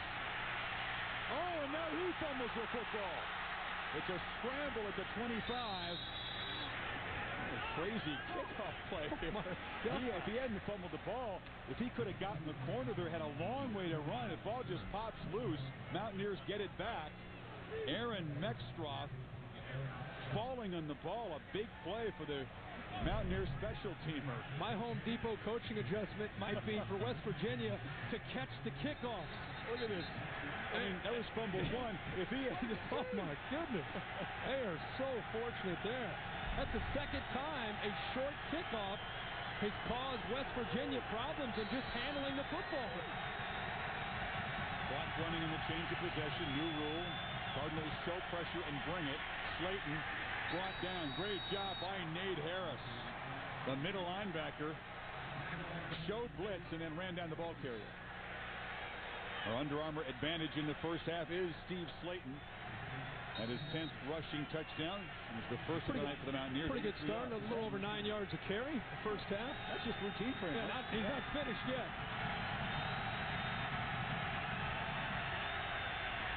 This isn't necessarily a kill-the-clock strategy with Slaton carrying the ball out to the 45. You think, in most cases, it's kind of a give-up. Give the ball to the tailback, not with this guy. That's what I said. You're thinking it's the number one rushing offense in the country. They can't throw the ball that great, so they're going to kill the clock. No. When you have number 10 and you have number 5, you hurry up and get the ball and try to score. He's over 100 yards now, Slate, after that 24-yard run. He's got it again. This time unable to turn the corner. Brought down by Okoye, the tackle, who's been active in this first half. West Virginia out of timeouts, so that becomes a big factor. Of course, in college football, going out of bounds, first down will stop the clock, but without any timeouts, comes down to Pat White. He's got to hurry up. Look at the time. They'll have to throw downfield if they want to make something out of this drive. White buys time, rolls out, and will be dragged to the sidelines with just 2 seconds to play by Malik Jackson. After the big gain there by Steve Slaton, really should have seen Pat White put his mode, and this is one of the things that they do well, kind of acceleration. Get everybody up and try to move. There was some hesitation and a lot of time rolled off the clock. Just enough time now to see if they can get a Hail Mary, throw the ball down the field. Nate Sowers, backup quarterback, is at the top of the screen. White will launch it down near the goal line, and it's incomplete. So a first half with more than 500 yards offense produced, but only 30 points. As Louisville will go to the locker room believing they should have a bigger lead than just 2 points. Mountaineers will get the ball to begin the second half. There are a lot of teams who would like to have 279 yards of offense through a whole game, as Louisville has here in the first half, but only 16 points after the field goals they had to settle for. Aaron is with Rich Rodriguez. Well, Aaron? Coach, you got to tell us, what was the key in stopping Louisville there at their goal line? Well, we're doing a good job in the red zone. We're giving up a couple 2-minute big plays defensively. We got to bunker down on that a little bit. And then offensively, we got to execute a little bit better. We have a good beat on what they're doing. Our guys are playing hard, but we certainly got to execute better in the second half. All right. Thank you, Coach. All right, there'll be some bunkering down in the second half, but also plenty more big plays here at Papa John's on a chilly night. Hometown Cardinals lead by a deuce. Therese Davis for halftime. 3 field goals. It's West Virginia, Kirk, a pair of long touchdown drives, 80 and 81 yards. But on the road here tonight, Only 27 plays run for West Virginia. They average almost 9 yards a play, but they're not getting the football much.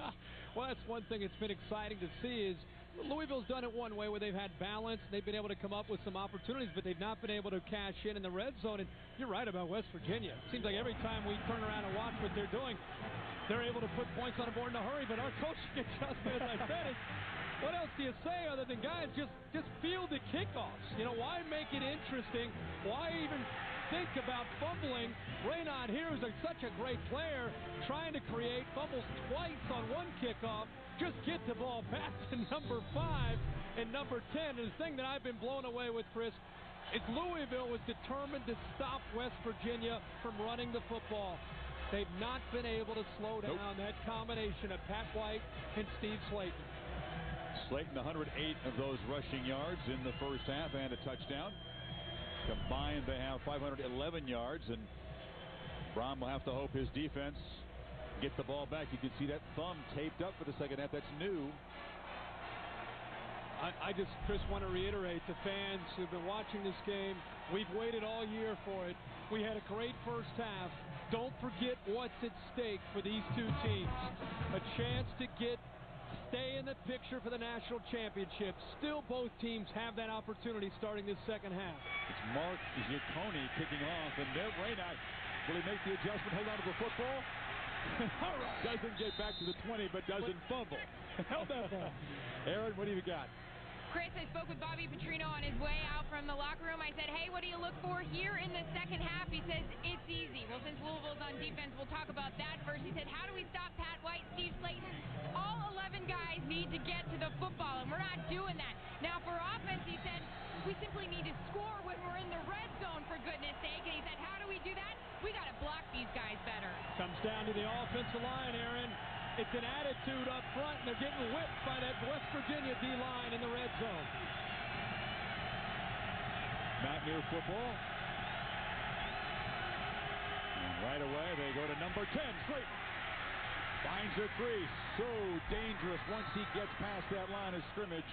William Gay on the tackle, quick 20 yards.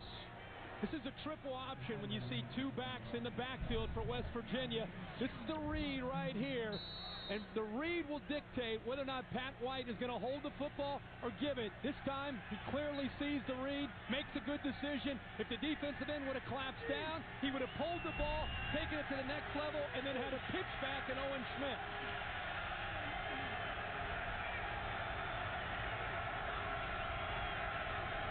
They show pressure. Slaton has it running left. They block the cornerback. A flag down well behind the play. The ball is loose. Louisville has the football. Another flag flies after the fumble recovery. So two different penalties here. And the fumble by Slaton. It was Lamar Miles, the backup linebacker who's taken over as the starter the last couple of games, who recovered that fumble, but now the Big East officials will sort out these two flags. The first flag was behind the line of scrimmage. Holding on West Virginia, number 76. The penalties declined. There was a fumble on the play. It was recovered by Louisville. Then there was a dead ball, personal foul on West Virginia. 15 yards. First down. So Latarius Thomas forces the fumble. Lamar Miles recovers it. Very similar to the way this game started. West Virginia fumbled on their third offensive play, and now they start the second half. There's a holding call that'll be denied. A good job by Louisville stripping it loose. That time Thomas, the true freshman, coming in from behind, and a late hit to give Louisville 15 more yards heading the other direction. And they have the ball now in the Mountaineer territory. We said there'd be a lot of momentum shifts in this game, just as there were last year. Cardinals pump fake, and they hand it up to Smith in the middle. Smith bursting forward, muscling ahead for about 13. And the lights in the stadium suddenly got very dark. We've lost power on a lot of the lights here in the middle of that run. It's not your TV set.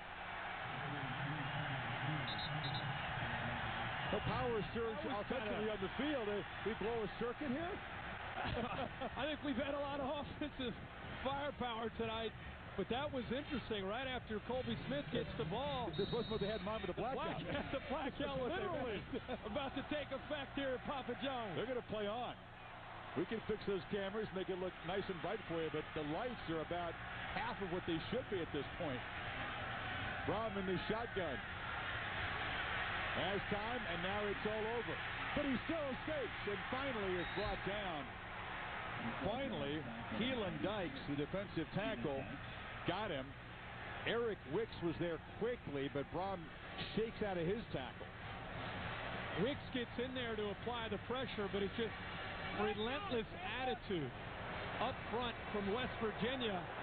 We've seen him time after time come up there and make plays. These lights, we're losing more of them. One row at a time, continue to go down. It's a backyard football field now. After the 10-yard loss, 2nd and 20. Brohm in the darkness finds a receiver who loses the football. West Virginia has it at the 11. Things are getting downright wacky in the third quarter here. Jimmy Riley made the catch, only his third of the season. Vaughn Rivers caused him to cough it up.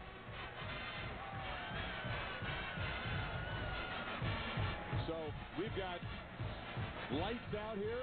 We've got 2 turnovers in the first 2.5 minutes. They're going to send just 3 vertical receivers trying to pick on the free safety. He gets caught up in the middle. Andrews. Now it's just a matter of a question of whether or not he had possession of the ball, and they're going to obviously take a look at this. But a great throw that time, getting it into Riley. The strip comes in from behind by Rivers. Riley, a senior who's waited a long time, had his first 2 career catches this year. Known for his good hands. Did he have it long enough for possession? I think he did. It looked like it. It looked like he had possession. He secures the football. Took almost 3 steps, it looked like. So I think he had possession, but it's a good call by the booth to take a peek at it. And you feel for Riley, Kirk. I mean, this is a guy that's Youngstown, Ohio. He's been a special teamer, waited his turn his whole career, a senior, and the coaches said they thought they might get him a chance to make some plays. He might be overlooked by this defense tonight. He makes a play, but not the right kind, pending the review. Well, and we asked him, why this game? Why is Jimmy Riley, as a senior, going to get his opportunity? They said, well, with the way West Virginia plays defense, we're going to probably have more 4 wide receiver looks, and Jimmy Riley has hands in traffic and works well in the middle. After review, there is video evidence that the call on the field is correct. There was a fumble. West Virginia's ball. Good job of administering that because it was the right call. It was quick. We're able to, if our lights will hold up here, we can get West Virginia back out on the field.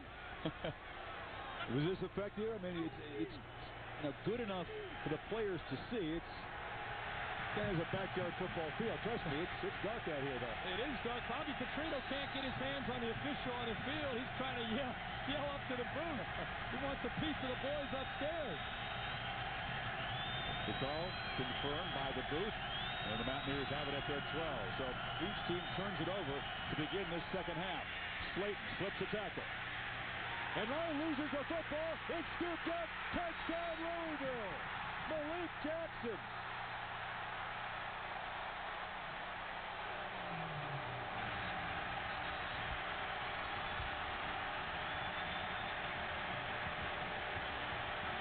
We may have another review here, but this is the wackiest 3 minutes we've seen in a long time. A blackout and 3 turnovers in Louisville, pending a replay review potentially, has extended the lead. It's a matter of whether or not his knee touches before the ball comes out. Ball's out. That's a fumble. Even if they take another look, that is a touchdown for the Cardinals. It was Brandon Cox, the defensive end, the junior from Atlanta, who made just the first start of his career, the last game against Syracuse, who forced the fumble, and Malik Jackson, their playmaking linebacker, who scooped and scored, and it is being reviewed upstairs. They're going to take a look, Chris, but we have a really good shot of it. The first shot of it, pretty clear that the ball comes out. It's all about his knee. It's all about the knees. Watch the football come out. Now the knee touches. That's a fumble. And as I said, that's a touchdown for Louisville. And Steve Slaton, who's made a lot of productive runs tonight, has also coughed up the ball a couple of times. That's the last 2 times he's had the football. You hold your breath every time he touches it because you know what he can do with the ball and how quickly he can score. But you're right, last 2 touches, ball on the ground. This game's a long way from over. I'm looking forward to seeing Steve Slaton come back now. Video confirms the call on the field. Touchdown stands. So Malik Jackson, the touchdown stands in Louisville. And have the PAT try to make it a 9-point game. Big play for Jackson there. Is the blackout here, I'm talking about the light blackout, not the crowd wearing black, is that caused some of this goofiness in the players' minds? You don't No, I don't think so. 4 plays and 3 turnovers? Yeah, for a player, you don't even realize it. I mean, you maybe noticed it initially, but I'm making explanations here, my friend. It's just the fact that Steve Slaton has not held on to the football the last 2 times. Yeah, but 4 plays, 3 turnovers. We'll lay it on the line. There's a flag on the conversion. I really, honestly, Chris, cannot wait to see how Steve Slaton responds. One of the best tailbacks in the country. He's fumbled the ball, put the ball down. Louisville now up 23-14. Can't wait to see now how he comes back and see what kind of heart he has. You know he's going to fight back, and before you know it, he might be going 40 or 50 yards downfield. Try is good. And not just Slaton, how Pat White and this entire West Virginia team responds on a crazy night here. Remember, they've only trailed for 2 minutes all season coming into this game. Now they find themselves down by 9, their biggest deficit in a long time. The NBA on ESPN. Friday night doubleheader. First, LeBron may be ready to lead his Cavaliers to the top of the league. The issues. John Yarmouth supports doubling the payroll tax, costing Louisville workers $2,600 a year. And Northup opposes tax increases.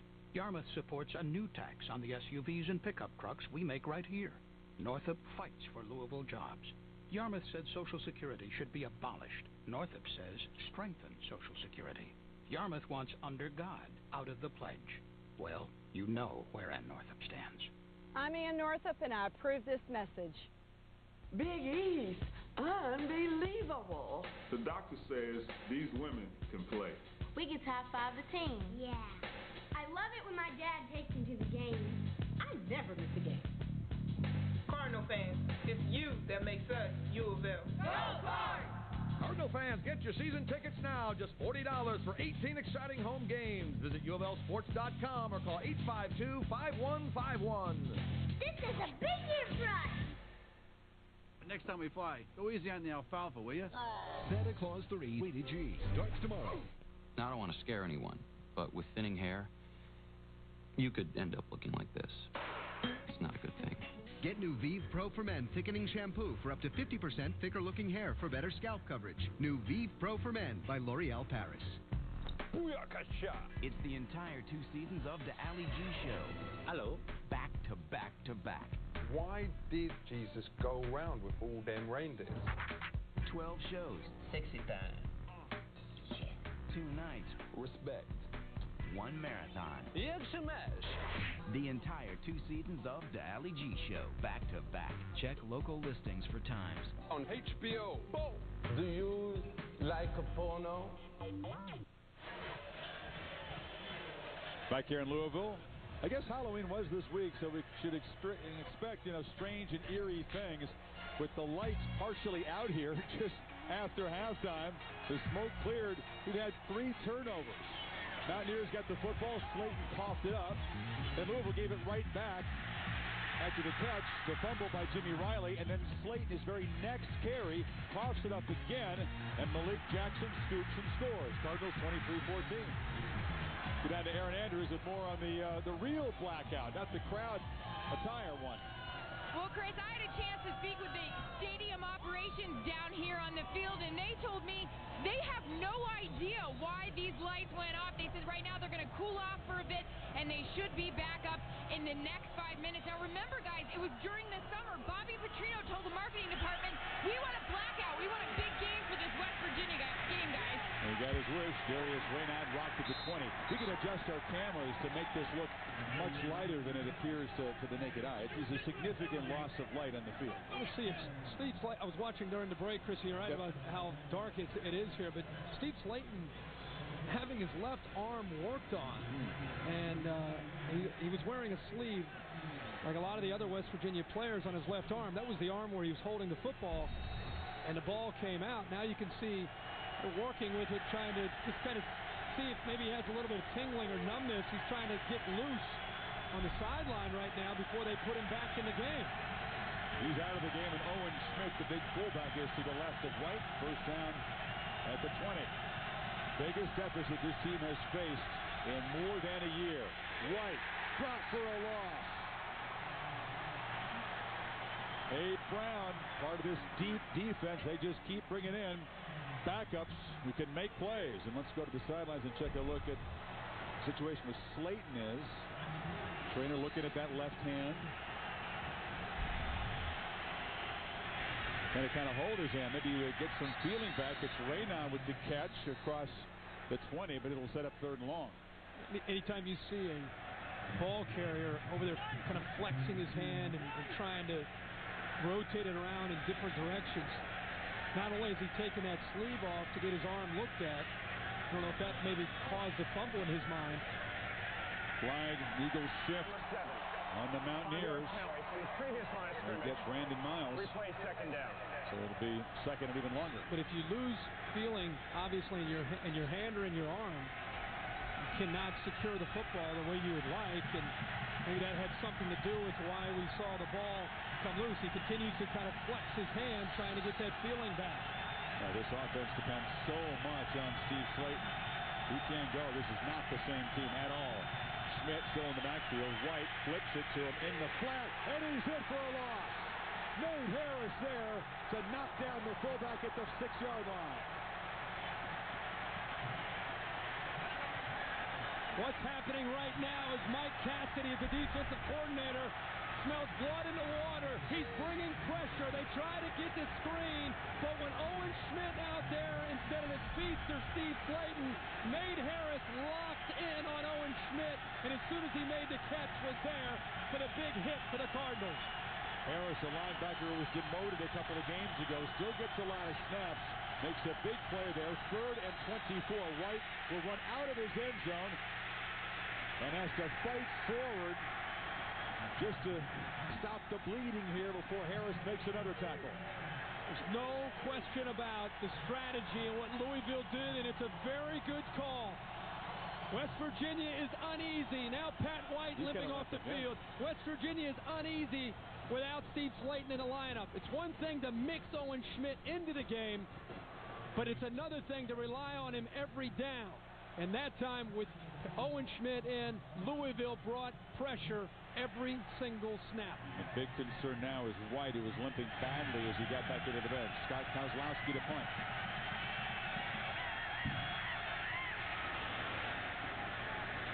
Short kick, flag down, taken by Trent Guy. Trent Guy turns the corner. Guy breaks the tackle, heads for the end zone, touchdown!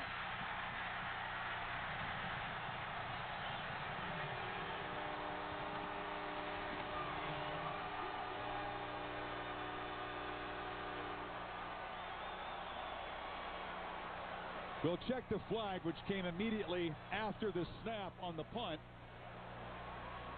Punt coverage just 26 yards. Eagle formation. The offense. 49. Penalties decline. Touchdown. Back-to-back non-offensive touchdowns for Louisville, and the Cardinals have blown this game open. Huge mistake here by the punter. All of the coverage, Chris, went to the left. The punter, Kozlowski, punched the ball. I think it came off of his foot, It comes off of his foot. It's not only did he shank it, miss it, but he misses it to his right. Our camera's left. All the coverage is off to the right. He has one man to beat. He picks a block up downfield, and it's an easy score. Carmody there to boot it through. There was nothing right about that punt play. They had the penalty on the snap. They only kicked it 26 yards. They kicked it the wrong way, and they didn't tackle the return. They talked about Louisville getting nothing in the return game all season long. That's the first real big play they've made on punt or kickoff return. Yeah, that is a huge, huge error by the special teams for West Virginia. Kozlowski, as a punter, it's one thing to shank it, but to miss it in the opposite direction, that's a no-no. And Pat White, boy, oh boy, you lose Steve Slaton, and you have Pat White go down. Could it get more nightmarish? I mean, West Virginia, it was only down 2 points at halftime. Now, in less than 6 minutes, they find themselves down 16. Perhaps White and Slaton unable to go. And it's the first time all year that West Virginia finds themselves late in a game with adversity right in front of their face. And you're on the road. Pat White, Steve Slaton injured. They've got to get them back on the field to have any chance of coming back into this game. Mountaineers look a little bit shell-shocked. Aaron, what's the latest on Pat White as we watch the kickoff here? To the sideline. When Pat White came over to the sidelines, trainers instantly took off his left shoe. They were pressing down on the inside of his left foot.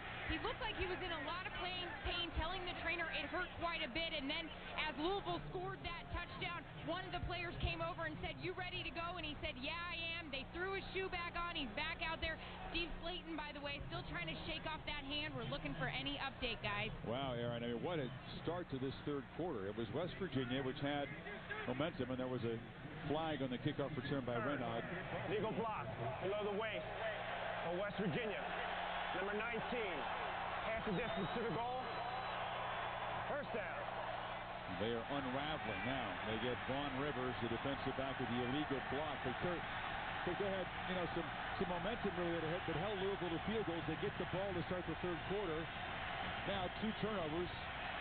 The breakdown of the punt, and they're in a deep hole, 16 points down. And we're going to see about the health when they come back out. Not only Pat White, but we'll see if Steve Slaton is able to come back out here to help this offense out. Well, it is Pat White under center. Slaton is still on the sidelines, and Jeremy Bruce, wide receiver, was in the backfield. Now motions to the slot, so no back. White, the basic play, takes it, runs it.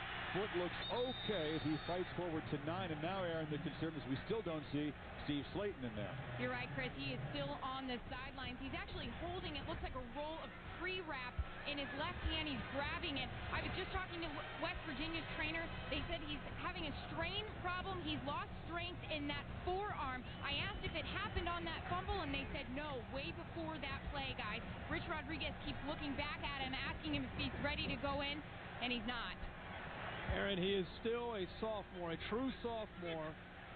And one thing that I'm sure people are going to go down there and remind him, Rich Rodriguez, see that number 3 at the top right-hand corner next to West Virginia, that number 5 next to Louisville. This is for all the marbles, this game, and there's still a lot of football to be played down the road in the Big East, but Rich Rodriguez, to win this game, has to have number 10 in the lineup. Well, this is for the right to kind of keep all of their goals alive. Conference, potential for a national championship game, all of it at stake tonight in Louisville now with a 16-point cushion and a banged-up offense for West Virginia. Trying to plow straight ahead for the first down. Brown to stop right there. Again, Rutgers awaiting Louisville a week from tonight. The banks of the Raritan. They'll be all revved up in the Scarlet Knights campus for the Cardinals. We'll be there. Yeah, cannot wait to see that. I'm really looking forward to seeing the Rutgers team, especially in their stadium. They're going to be fired up. But it's not just the Big East, Chris. It's the BCS. Sure. National championship implications. Still no Slaton. They hand it off. They're trying to find answers. It's Jeremy Bruce, the wide receiver, who takes the handoff. They're trying to find ways to create playmakers in the running game minus number 10 here.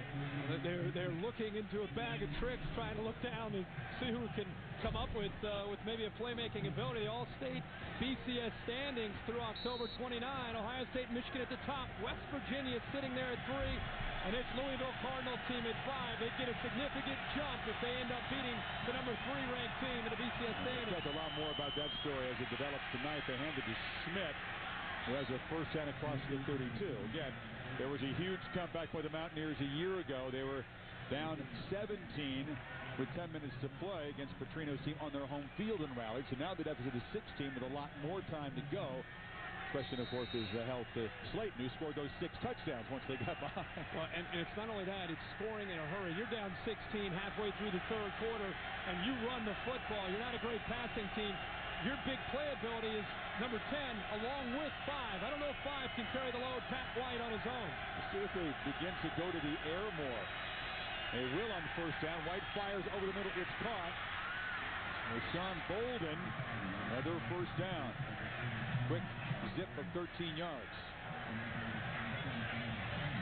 Bolden, the lightly used wide receiver, beginning to become more of a weapon in recent weeks. And this throw gives you an indication that Pat White, when he has time, has a very strong arm. And I just think that because we have not seen Pat White throw the football enough this year, that people underestimate how strong his arm actually is. It's Jeremy Bruce, the wide receiver, who's jumped into the backfield position, no fumble. He's ruled down. John Russell, the safety, got him after a short gain that he grabbed by the face mask to bring him down. There is no flag. Sure looked like he got a hold of some of the face mask. Louisville. Yeah. Oh, without question. That's the 15-yard variety, huh? Yeah, he gets away with one there. But it's interesting, a lot of pressure. Almost every single snap, you're seeing Louisville bring some kind of pressure on Pat White. They bring pressure from 2 guys in this play, but White sidesteps it.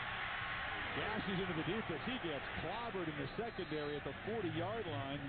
William Gay, the corner, was there, but a 14-yard gain for White. So, he got stood up. Well, he got stood up, but it's impressive to see the heart of this young man and what he's trying to do to lead this team back.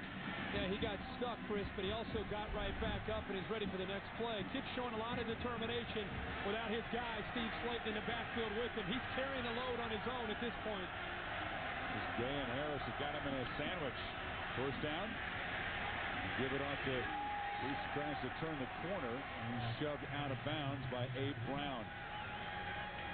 And you're so right. They have to kind of retool their thinking now without Slaton in there. Well, what happens is either you slip Owen Schmidt through where you catch him off guard, or you have to have Pat White either throw the ball or get loose.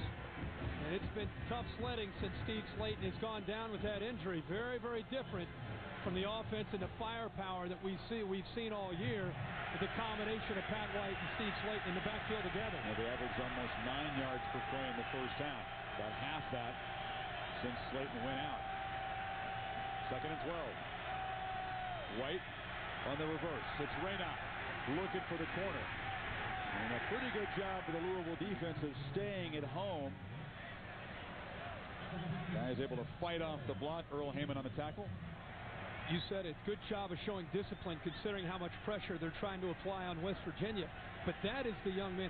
There's the player that you're going to have to see come alive if Steve Slaton stays out. It's going to be Darius Reynaud, because he is a tailback lined up at receiver and probably their other playmaker outside of Slaton and White. Best playmaker outside of Slaton and White. The motion Bruce into the other slot. Reynaud to the right of White on 3rd and 6. Has time. Retreats. White has room to run on that sideline. Cuts back, first down. Dropped inside the 30. He retreated way back in his own end of the field and then gets back down inside the 30 for a first down. I hope people are starting to watch Pat White and really have appreciation for what this kid can do for an offense. People want to knock him and say, well, they don't throw the ball enough. He can't show the ability to throw. They haven't had to throw the football.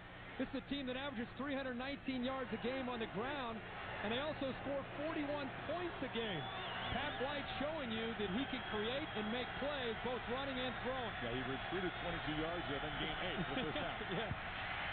Up the middle, Schmidt fighting hard, helmets and pads popping as he gets about 7 before Nate Harris stops him. It is a completely different looking offense with Steve Slaton now. It comes down to, again, getting Owen Schmidt to grind out 5 or 6 yards at a time, and then going back to Pat White to either spread the formation out, try to get him to run, or find a matchup that he likes and throw the football.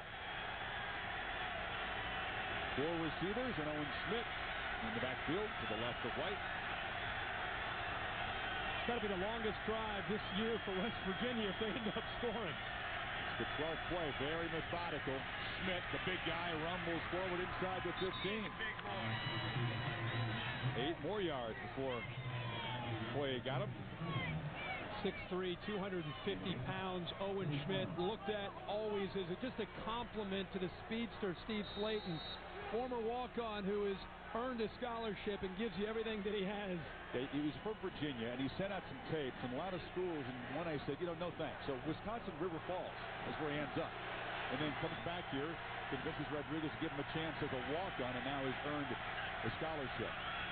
They've now earned 6 first downs on this drive. So un-Mountaineer-like, slow and methodical, but a lot of urgency now. Inside 3.5 to play in this third quarter. White trying to weave his way through the defense. Is finally hauled down.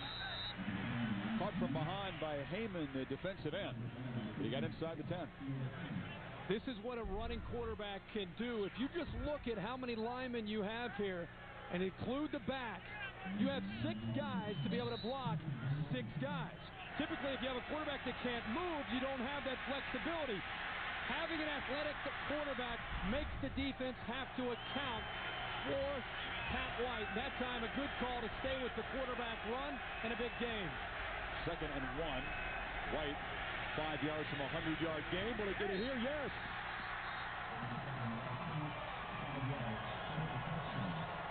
Owen Schmidt, the block. And what a drive by the Mountaineers. Then answer the courage question of Pat White. Absolutely. To date, I will say that that's the biggest drive of the season for the West Virginia team.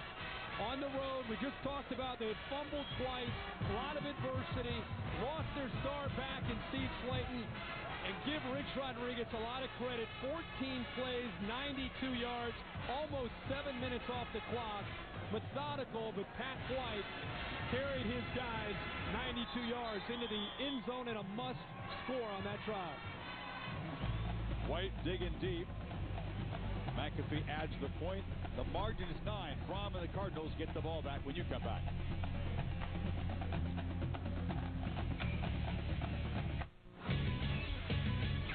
Coming up on SportsCenter, we're heading back to Louisville for post-game reaction and analysis from this Big East battle. And one last opening night, the last 2 Western Conference champs, Mavs and Spurs. It's SportsCenter after the game. ESPN College Game Day, Saturdays at 10 a.m. Ann Northup says this election is about bridges, but we both agree on funding 2 new bridges. We disagree on the direction of our country. She insists that we stay the course in Iraq. I want us to change course. She voted 8 times against raising the minimum wage. I'm committed to increasing it.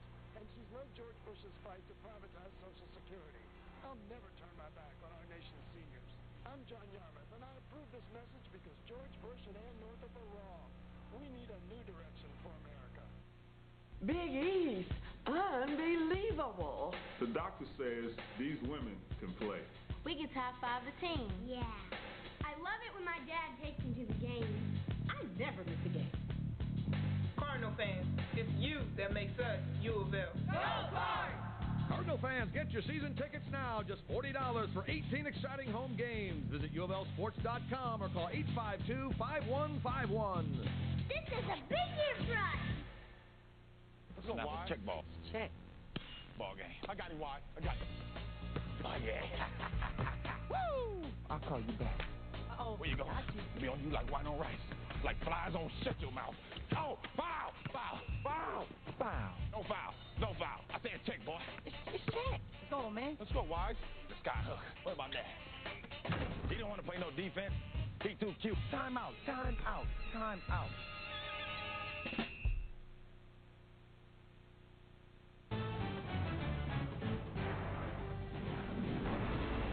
ESPN's College Football Primetime, brought to you by GMC, engineered to the highest standard, professional grade.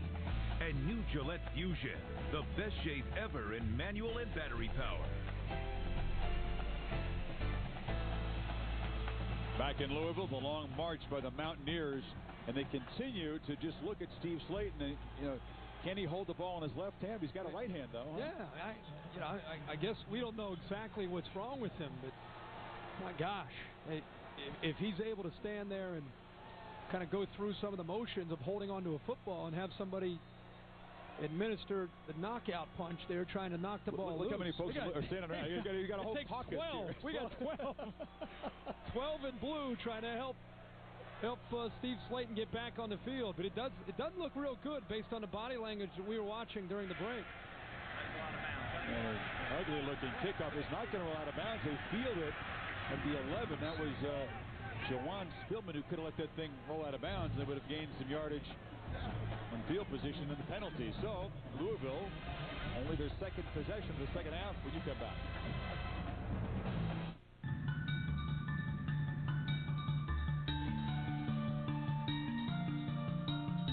If technology exists that can make our SUVs nearly effortless to use, a GMC engineer will find it and apply it. Introducing the all-new 2007 GMC Yukon with available power liftgate and one-touch third-row access. Looking beyond the drawing board is just one more way we engineer to the highest standard, professional grade. Show your team colors, game day and every day with the official ESPN College Game Day Apparel Collection. Big East, unbelievable. The doctor says these women can play. We get to high-five the team. Yeah. I love it when my dad takes me to the games. I never miss a game. Cardinal fans, it's you that makes us UofL. Go Cards! Cardinal fans, get your season tickets now. Just $40 for 18 exciting home games. Visit UofLSports.com or call 852-5151. This is a big year for us. Ed Northup and George Bush have led us down the wrong path. Instead of helping people, they smear and attack their opponents. And every one of our ads is paid for by the large corporations that rip us off. This election is our chance to change all that. Our chance to end the war in Iraq, to provide health care for everyone, and to create good jobs that stay right here in Louisville. I'm John Yarmouth, and I approve this ad because when I'm in Congress, no one will ever question whose side I'm on. If you believe we can do better, then I respectfully ask for your vote. Wallet. Ain't no use in the acting, who is you is the question. There ain't no quitting now, it's the time to get respected. You're blinded by the lights, so you're rushing to the goal. But we gon' make it happen, whether rain, sleet, or snow. It's the showdown in the Ville. Well, we've seen a wacky third quarter here at Papa John's Stadium. West Virginia's had the ball for 20 plays this quarter. Louisville for only 3. But it was Malik Jackson returning the Slaton fumble for a touchdown. Trent Guy for Louisville then returning the short punt for a touchdown. Steve Slaton, still a group of folks looking at that left hand. But an important drive for Schmidt and the Mountaineers to close within 9. Now we'll see what Brohm and company can do. Only 2:07 to play in this third quarter. They're going to throw over the middle, and Brohm has a man caught. Harry Douglas, who, as far as I know, Kirk, is not going by Ocho Cinco like your man Chad Johnson. He's just plain out 85 with the catch. Well, he is 85 here, and he makes a play. It's about picking up not only on the linebackers, but also the safety. Play action freezes the linebackers, and a great seam in between the corner and the safety.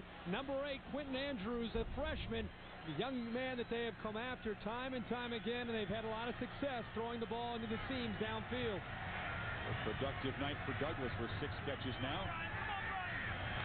In the backfield, it's George Stripling. We see him for the first time tonight. He's the speedy back, the sophomore who was featured prominently early this season, but hasn't gotten in much tonight. Incomplete.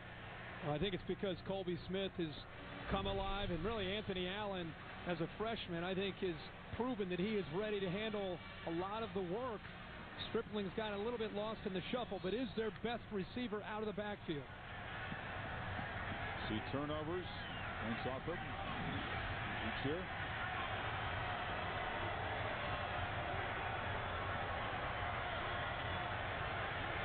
Brohm checks off, goes back into the shotgun as the Mountaineers show pressure, then back off, then bring the middle linebacker. It's complete over the middle. Once again, Jimmy Riley.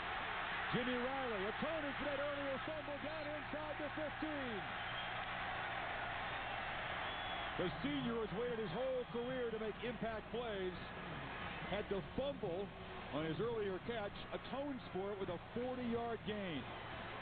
Good blocks by Colby Smith and Douglas there. Well, Barnage, the tight end, does a good job of clearing. Once he clears, there are no linebackers in the area underneath. Nice job, good throw, and the thing, it gives Riley a chance to make a play, and the blocking downfield. Good hustle that time by Harry Douglas. Up the middle, Colby Smith fights inside the 10, and you feel good for Jimmy Riley. I mean, bright lights, huge game. A senior has waited his whole life, makes a fumble, which could have been critical. Turned out to be no big deal because the Mountaineers fumbled it right back, but now gets a chance to make a positive play. Yeah, in that play, even though he fumbled, it was a great catch in traffic. He just wasn't able to secure it. Ball came out, but that time, as you said, Chris, boy, showing pretty comfortable when he gets into the open field. He made a big play, and now again, Louisville down inside this red zone. Three receivers, and they'll motion Smith out. Empty backfield on 2nd and 5. Brohm, quick drop, fires near side, complete. Not much there. Trying to get Riley perhaps a touchdown. That time, Eric Ricks was spying on him.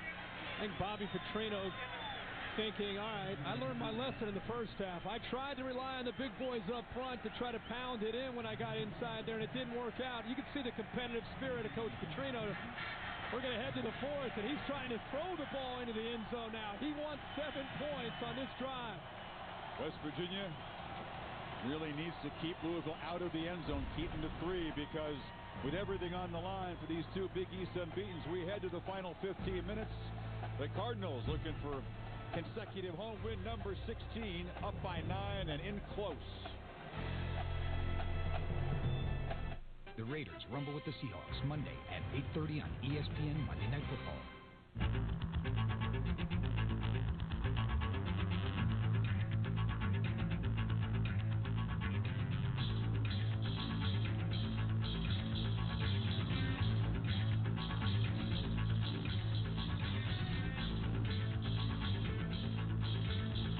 Introducing the new 2007 Yukon Denali. The definition of great engineering. Bear Grylls is a regular guy like you and me. Except his name's Bear. And he's got a black belt. Joined the Foreign Legion, climbed Mount Everest. Makes a living putting himself in danger out in the wild. On purpose. Just so you can learn how to stay alive. That's just the regular kind of guy he is. Get to know the legend of Bear Grylls on Man vs. Wild. Only on the Discovery Channel. Check your local listings. Bear's coming. Spread the word. Here you go. 1 Brooklyn-style pizza. All right. What's a Brooklyn-style pizza? What's a Brooklyn-style pizza? What are you, nuts? You tell him, Ma. It's good pizza, boss. Brooklyn-style pepperoni. Big slice, big toppings. Gotta fold it like this. You call that a fold? Come on, fold it like a man. I am folding like ridiculous. a man. Get our new Brooklyn-style pizza with your choice of extra-large sausage or pepperoni for just $9.99. Get the door. It's Domino's Brooklyn-style pizza. When you need a more reliable server, CDW responds with great technology like the HP ProLiant DL360 G5 rack mount server, featuring a dual-core Intel Xeon processor. This compact server delivers optimum performance, versatility, reliability, and availability. So call today. Your dedicated account manager is ready to get you set up and working better in no time. CDW, the right technology right away. Why did we come here? Wife's been hurt. She's been shot. Where are you? Where are we? I don't know. I don't know. The shooting of an American tourist has sparked an international incident. We will find these people, wherever they are, we will find them.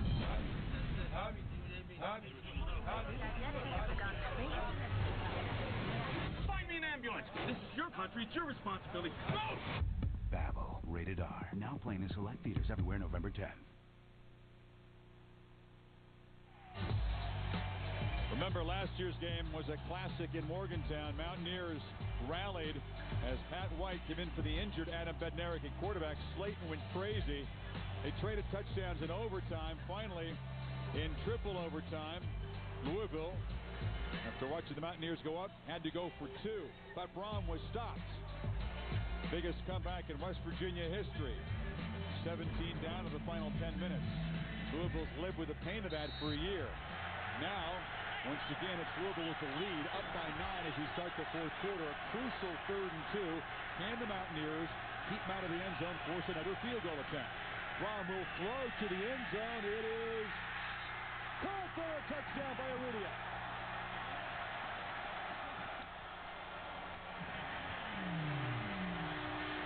So much for Smash Mouth. They throw it to the 6'6" sophomore, the hometown kid, Urrutia, who beats Antonio Lewis. You could tell when Urrutia broke the huddle, he went to the near side. The ball was on the right hash. He gets the foot down. It's a touchdown. But what was amazing to me is that Antonio Lewis at 5'10" walked up on him at the line of scrimmage against the 6'6" receiver, making it very easy. Textbook fade to the corner for the 6'6" receiver and the touchdown. So it's back to a 16-point lead in the first play of the fourth quarter. And he didn't give him much of a cushion. He walks all the way up, basically saying, let me see if you can beat me. And Urrutia says, I have a quarterback that's going to put it over my right shoulder for an easy touchdown. Not only with the size advantage, Chris, but just a great ball by Brian Brohm. And he got that left foot in just as he caught the ball. The right foot may have been near the line, but the left foot hit, and you can see Douglas and Urrutia getting the job done. This is something different this year from Louisville's offense. We've been coming in here for years, going back to the days of John L. Smith. They've always had 4 or even 5 go-to wide receivers, going back to the Deion Branch days. This year, it's just 2. Urrutia on one side, Harry Douglas on the other. And I thought that might be a potential weakness, not having that great depth. But these two have carried the load throughout most of the year, and we'll have to continue to do that throughout the remaining schedule. Now the Mountaineers in deep trouble again. It's a quick strike offense when Slaton's in there. Can he return? Louisville answers the methodical march by West Virginia with their own 80-yard touchdown drive, and Aaron Andrews tells us that Slaton is set to go back in there when the Mountaineers get the football back. This is Raynaud on the fly at the 6. Has a crease. Darius Raynaud breaks the tackle of the kicker, but he slows him up enough for the pursuers to get him near midfield. Just had the kicker to beat for a touchdown and just couldn't quite get by him cleanly. But that's exactly what they needed. I mean, it's exactly what West Virginia needed because they typically own the fourth quarter. It was surprising to see those numbers because most of their starters are out against most teams once they get to the fourth quarter. Right. But they give up a score after the impressive 92-yard drive. They needed good field position.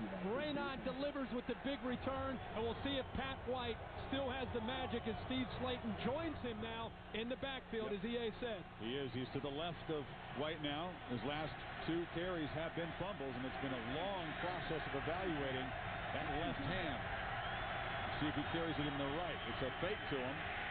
White has him wide open, and he makes a nice catch. Keeps the ball in his right hand and is brought down by Gay at the 31. Well, right back in there, big impact play, but why is he been out this long? Well, he's very tentative coming off of the fake. I think it's a great call because he's been out the entire game, the entire third quarter.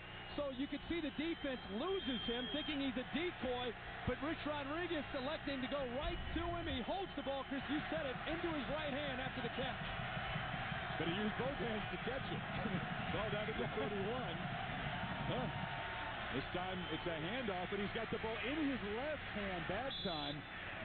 A quick burst. EA, I don't know. It was a long diagnosis, but it seems to be okay, that hand. I don't know what to tell you besides the fact when Louisville scored that touchdown, Steve Slaton had the football in his hands on the sidelines. As soon as the touchdown was scored, he threw it down and screamed, "Let's go," went to Rodriguez and said, "I'm in." He's in, and he's got the ball again running left. Turns the corner. Slaton knifing to the defense down near the 10-yard line. Is he going to come off with an injured hand and try to lead a rally here? I like to hear amen. I mean, he's got a national championship implications in this game. I like to hear let me in the game. Good block, but it's the speed to the outside. He outruns John Russell to the corner, turns the corner, and almost slips through to score a touchdown. What a different feel for this offense when he's in the lineup. Yeah, makes the catch for 20 and now runs at 8 yards and 13 yards. Suddenly just 10 yards from the end zone. White keeps it. Finds a crease, is hauled down from behind by Michael Adams at the 5. It just, when you have Slaton in, not only does his speed come into play, but it opens up things for Pat White. Even though Pat did a great job on that 92-yard drive, all of a sudden, this offense is predicated upon blocking angles and seams in that defensive front to clear it for Pat White. And that time, he was able to go back to his comfort zone with 10 in the game to be able to find one of those seams. Raynaud in the slot. White is Schmidt out front. Muscles into the end zone. The Mountaineers have their answer to Louisville's touchdown. A drive sparked by Slaton. And the lead is at 10 with plenty of time. What a difference. 5 plays, 51 yards, 2 minutes and 14 seconds after taking nearly 7 minutes on that last drive. The return by Raynaud, Darius Raynaud, putting the ball close to midfield was essential after giving up another touchdown to Louisville. Big play there by Raynaud, and it's nice to see Steve Slaton in to help this offense and how quickly these Mountaineers can score. And now down by 10, they're going to go for 2 points to make it a one-score game. Schmidt to the left, Slaton to the right, Pat White. 10 Louisville defenders, some confusion. The snap is fumbled, and the conversion fails. The ball is still loose on the ground. It could be picked up by the Cardinals, but now they just fall on it at the 15. So still a 10-point game. This crowd, though, you think this crowd is aware, remembers the comeback the Mountaineers made a year ago? Yeah. There's unease here again. Well, the crowd had so much to do with that comeback last year, but Louisville got away with that. There were only 10 players on the field. They caught a break with the errant. Yeah, and snap bails him out. Brohm gets the ball back up 10. Welcome back to the much-anticipated matchup between the Eagles and the Bulldogs. The Eagles to receive. Let's go down to the field and get a real quick report from Meg Shipley. Meg? The Eagles are hoping their potent offense can penetrate the Bulldogs' number 3 ranked defense. Now, I believe we're seeing some parachutes coming down. Mike, are you seeing this from up there? Absolutely, Meg, and I have no explanation for what's going on right now, but cows are parachuting onto the field. I'm not sure if this is some kind of a protest stunt or something. 2 cows have landed on the field now. Now there's a 3rd cow headed for the stands. It's actually headed right towards a burger. Look out! Oh, my. The burger vendor is down. I think we just saw the hit of the year. Try Chick-fil-A for breakfast. Then enjoy chicken biscuits, chicken minis, or breakfast burritos with a Coke. Using only my City Premier Pass credit card, I earn rewards points crazy fast, and I will do it restrained with this restraining device.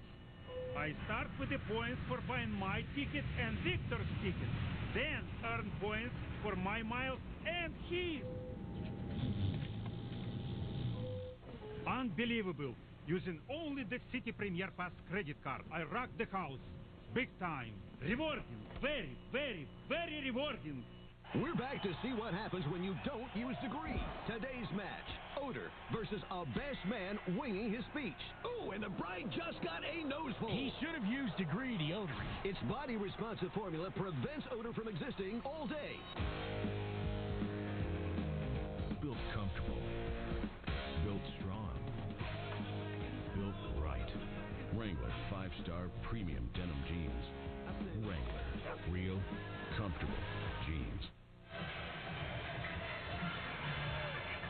Keep this play in mind, Kirk, if it's a tight game at the end. There's confusion there. It looked like Adrian Grady, the sophomore, runs off the field. I think the 2 backs in the backfield confused the personnel for Louisville, but they sure caught a break, and Bobby Petrino, he wants to win this game. He went through it last year in Morgantown.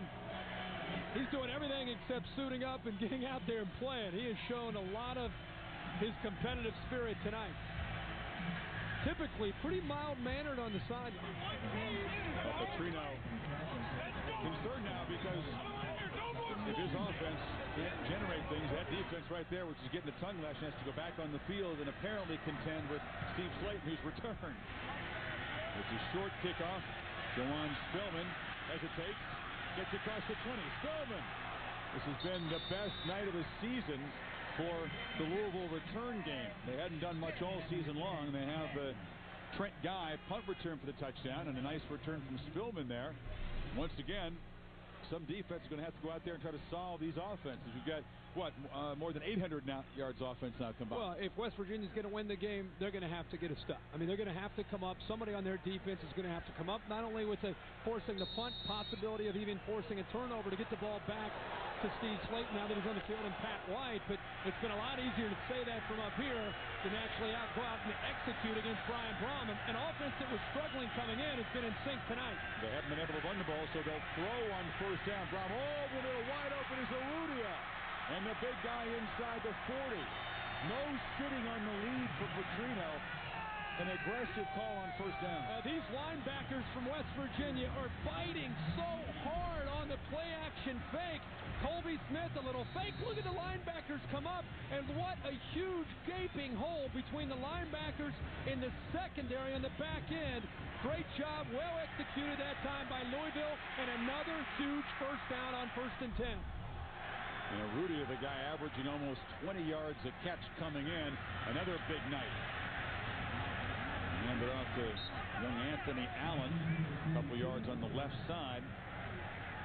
To say that the Louisville ground game's been a disappointment from their point of view tonight. It has been. They've thrown the ball tonight with Brian Brohm for 338 yards. I just think, let's forget about what's been a disappointment. The play calling tonight for Bobby Petrino, 24 running plays, 25 passing plays. That is balanced because you're giving the defense a different look, and it's creating a little bit of an indecisiveness as far as the West Virginia defense. On second down, Brohm files to Urrutia again. Inside the 25, first down. They had a linebacker, Eric Ricks, down there in coverage, but plenty of space for Urrutia. When you start to see big plays from a passing game, you get a tentative defense, this time backing out, giving Brian Brohm and his receivers plenty of room to execute. And we talked about Brian Brohm and his thumb. He had a look in his eye yesterday like he got a new toy with his thumb, and it's the best it's felt since the injury against Miami, and he's shown it tonight. Colby Smith back in, gets the handoff after the pump fake. Goes for the corner. Nice block by Urrutia. As Smith cuts it back inside and gets to the 5. 17 more yards. Well, we just talked about West Virginia having to make a play on defense. 4 plays, 61 yards, mixing it up. This time, Colby Smith. The vision, I think, of Colby Smith, outstanding there to bounce it to the outside. And Chris Urrutia, tall, lanky receiver, showing that he's willing to block downfield, and almost was able to spring Colby Smith into the end zone. Freshman Allen back deep in the I formation, gets the handoff, steps to his right, powers to the end zone, standing up.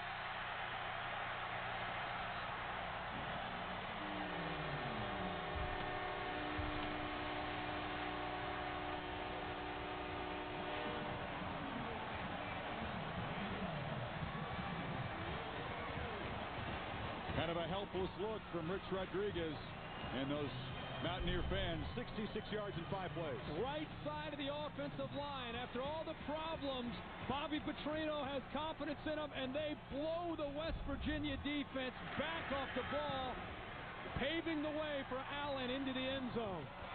Art Carmody's on pace to break all the career scoring records in Louisville, and he's adding to that tonight. Another PAT. The lead is 17, biggest lead of the night for the Cardinals, 10:19 to play. Hi, I'm Tyler Florence, and welcome to my kitchen. Food is my passion. I've shown you how to make it on TV, and I've written a few cookbooks. And now with Applebee's, I've created signature recipes just for you. Introducing Huge Flavor by Tyler Florence. Like my crispy brick chicken, I take fresh rosemary and olive oil, and I sear it right in. It is so crispy, it's crackling with flavor. And then I pair it up with a phenomenal salad. From my kitchen to your table. Tyler's Huge Flavor. Try all 4. New from Applebee's. And that's eating good in the neighborhood. Bergwood, you're on the goalpost truck, you're on the car, I'm on lookout. Bergwood, are you wearing spandex? Yeah, I got them out of my mom's drawer. Very sexy. You think? No. Get out! Go, go, go, go, go. Oh, this is gonna look great in my yard.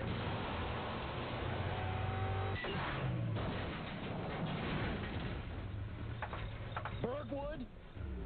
Is the strength of Allstate behind your favorite college football team? NBA Friday, doubleheader on ESPN. Cavaliers Spurs, followed by Sonics Lakers. Coverage begins at 7:30 on ESPN. Introducing Nextel's new multi-dimensional walkie-talkie phones. The new i580, the only camera phone built to military specifications to withstand rain, dust, and shock. It doesn't stop working until you do. And the new i670 with walkie-talkie and GPS navigation capability. The power to get things done with Nextel walkie-talkie phones. New phones start at just $49.99. Available only at Sprint or Nextel retailers. Call 800-NEXTEL-9. Nextel, only from Sprint. Woo! See, kids? Isn't this better than flying? Yeah.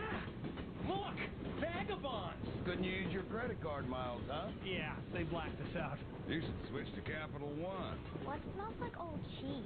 Oh, that's just Earl.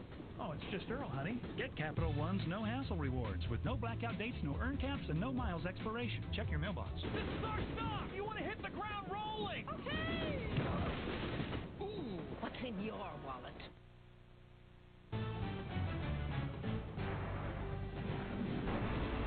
ESPN's College Football Primetime is presented by Applebee's Neighborhood Grill and Bar. Eating good in the neighborhood. Applebee's. And in part by Allstate. Are you in good hands? This crowd's been taking on a ride tonight. We've had a little bit of everything. Power outage, which knocked some of the lights out for a while. Flurry of turnovers to begin this second half. And now Louisville aggressively marching down the field to score again. Brian Brohm in this half, 7 of 8 for 147 yards and a touchdown. The Mountaineers seeing all their dreams of a perfect season. BCS championship game, a trip to the desert in January, in deep, deep trouble. The defense unable to get that stop they needed. Raynon trying to provide a spark again with the return. Turns the corner and gets out across the 30-yard line. Back in the middle, or early 70s here. Number 50 patrolled the defense, deep second base in the old Cardinal Stadium that was across the way here. Tom Jackson for Coach Lee Corso. Top tackler 3 years in a row for this Louisville defense. Joining us up here, our ESPN colleague is number, of course, has been retired right next to Chris Redmond. Kind of like in the days when you played in the Missouri Valley Conference. Huh? The stakes about the same here for this Louisville team tonight. I actually think that this is the biggest game in Cardinal history. They played in a few bowl games. They've beaten Alabama in a bowl game. But in terms of what lies ahead for this ball club, I don't think they've ever played a ball game that's quite this big. And clearly Coach Petrino understands that. Tommy, you have to be so proud to see this program over the course of the last 5 or 6 years continue to take steps in the right direction, joining the Big East. Now the BCS is a reality. And, boy, the way they're recruiting, this thing is really on a roll. Yeah, a tribute to the AD here, Tom George. He's done a great job. This stadium is a bit different than the old fairgrounds that I played in that had the sawdust on the field. But yeah, they've done a great job of keeping the staff together, keeping Coach Petrino here. And, I think that, they can do whatever they want here. They've been eyeballing being a nationally recognized football team.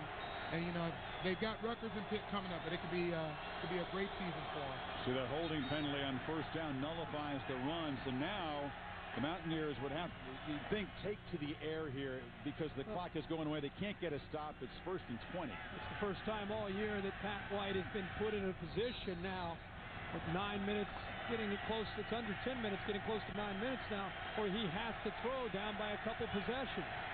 He's 6 for 9, 98 yards passing. Well, he'll take off and run instead. That's one way to gain yardage back, is he quickly bursts for about 50. Maybe they just keep it on the ground. Yeah, drop back.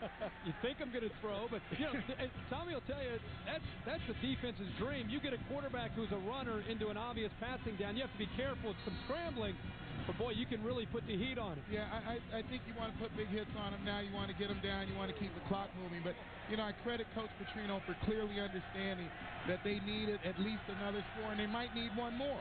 You know, but eventually, West Virginia is going to be reduced to throwing the football. For Slaton, eludes one tackle, but it only creates a bigger loss as William Gay is there for the stop. You lose 12 yards. Well, when you're a big play athlete, you have a lot of confidence and belief in your ability to create and make a play. That time, the speedster spun away from a tackler and then turned in 5-yard loss into a 12-yard loss because he's trying to make something happen. 3rd and 16.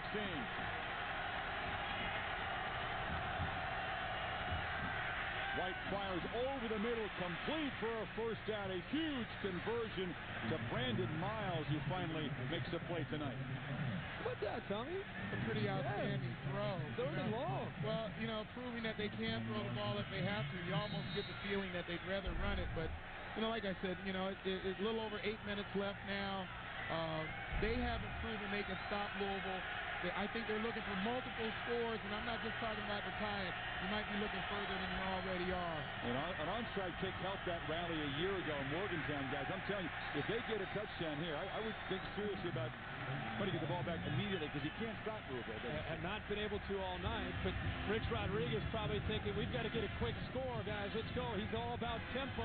And then I'm sure he's thinking, the odds are eventually we have to come up with a stop, but they've got to score in a hurry. Whistle now, official stopping things. Timeout, Louisville. The first charge timeout of the half. Caught a break there. I was standing here in a panic watching a wide receiver line up with nobody over top of him. Able to get the timeout called from the sideline. So let me ask you this. I mean, you're a little bit biased, but you know the conversation in college football where we don't settle things on the field like the NFL. You understand we have this crazy PCS system. I've heard of it. And some of us like it. Others don't. Come on. But now what about Louisville? They get out of here. We're up 17.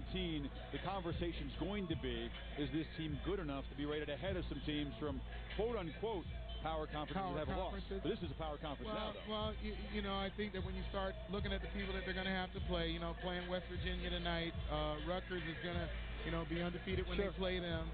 Pitt's a pretty darn good football team. I think that when you start looking at the people that they beat, you know, is anybody up there where Ohio State is? They're such a good ball club. Yeah. You know, and I don't think anybody's unbeatable. You know, if Louisville's deserving to be there, they're deserving to be there. It's really going to come down, the debate's going to come down to if Louisville wins tonight and they run the table, you start to look at some of the teams that possibly could be up there, one-loss teams, Florida, Auburn, Texas, USC, Notre Dame. Eventually, the loser of the Ohio State-Michigan game will be up there. So, of course, Cal's going to play USC, and Notre Dame's going to play USC. Auburn and Florida could meet in the SEC championship game. So we'll see how many survivors there are with just a single loss at the end of the season. But Louisville will believe it's making its case tonight. That's From their point of view, their case is being made tonight here. They've had 457 total yards, and they played pretty well. And West Virginia's got 437, but I think most of that's running the football, 319 yards running. Yeah. Good old defender watching almost 900 yards and counting. It's hard to watch, Chris. This is hard to watch. Hey, man. It's great to have you here. Well, let's get back to the action. Thank you, guys. Tom Jackson, not any special guest tonight. A fun night here in Louisville, and we'll see if, as he mentioned, the Cardinals can finish the job. White fires over the head of Brandon Miles on the far sidelines. It's a different deal, and the defense knows you're going to throw, and it's not based on deception out of that zone option read, huh? Oh, of course. And it's tough for any quarterback to be able to execute when it's an obvious passing situation, let alone for a quarterback who's accustomed to running for most of his yards. 4th and 10, game on the line. They've got to convert here.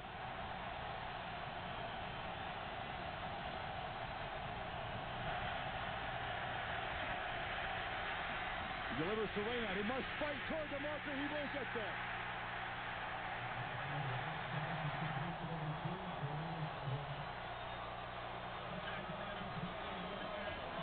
A clutch stop by Lamar Alston, the sophomore backup defensive back. They put a bunch of DBs in the game. Alston, he doesn't see the field all that much, comes up with a huge stop, 3 yards short of the marker. And the Mountaineers in deep, deep trouble now. Huge stop for Louisville, and we're going to get a chance to see Brian Brohm and his Cardinal offense another time to see if they put the nail in the coffin. It was 7 minutes, close to 7 minutes to go in this ball game. Half 100 style points.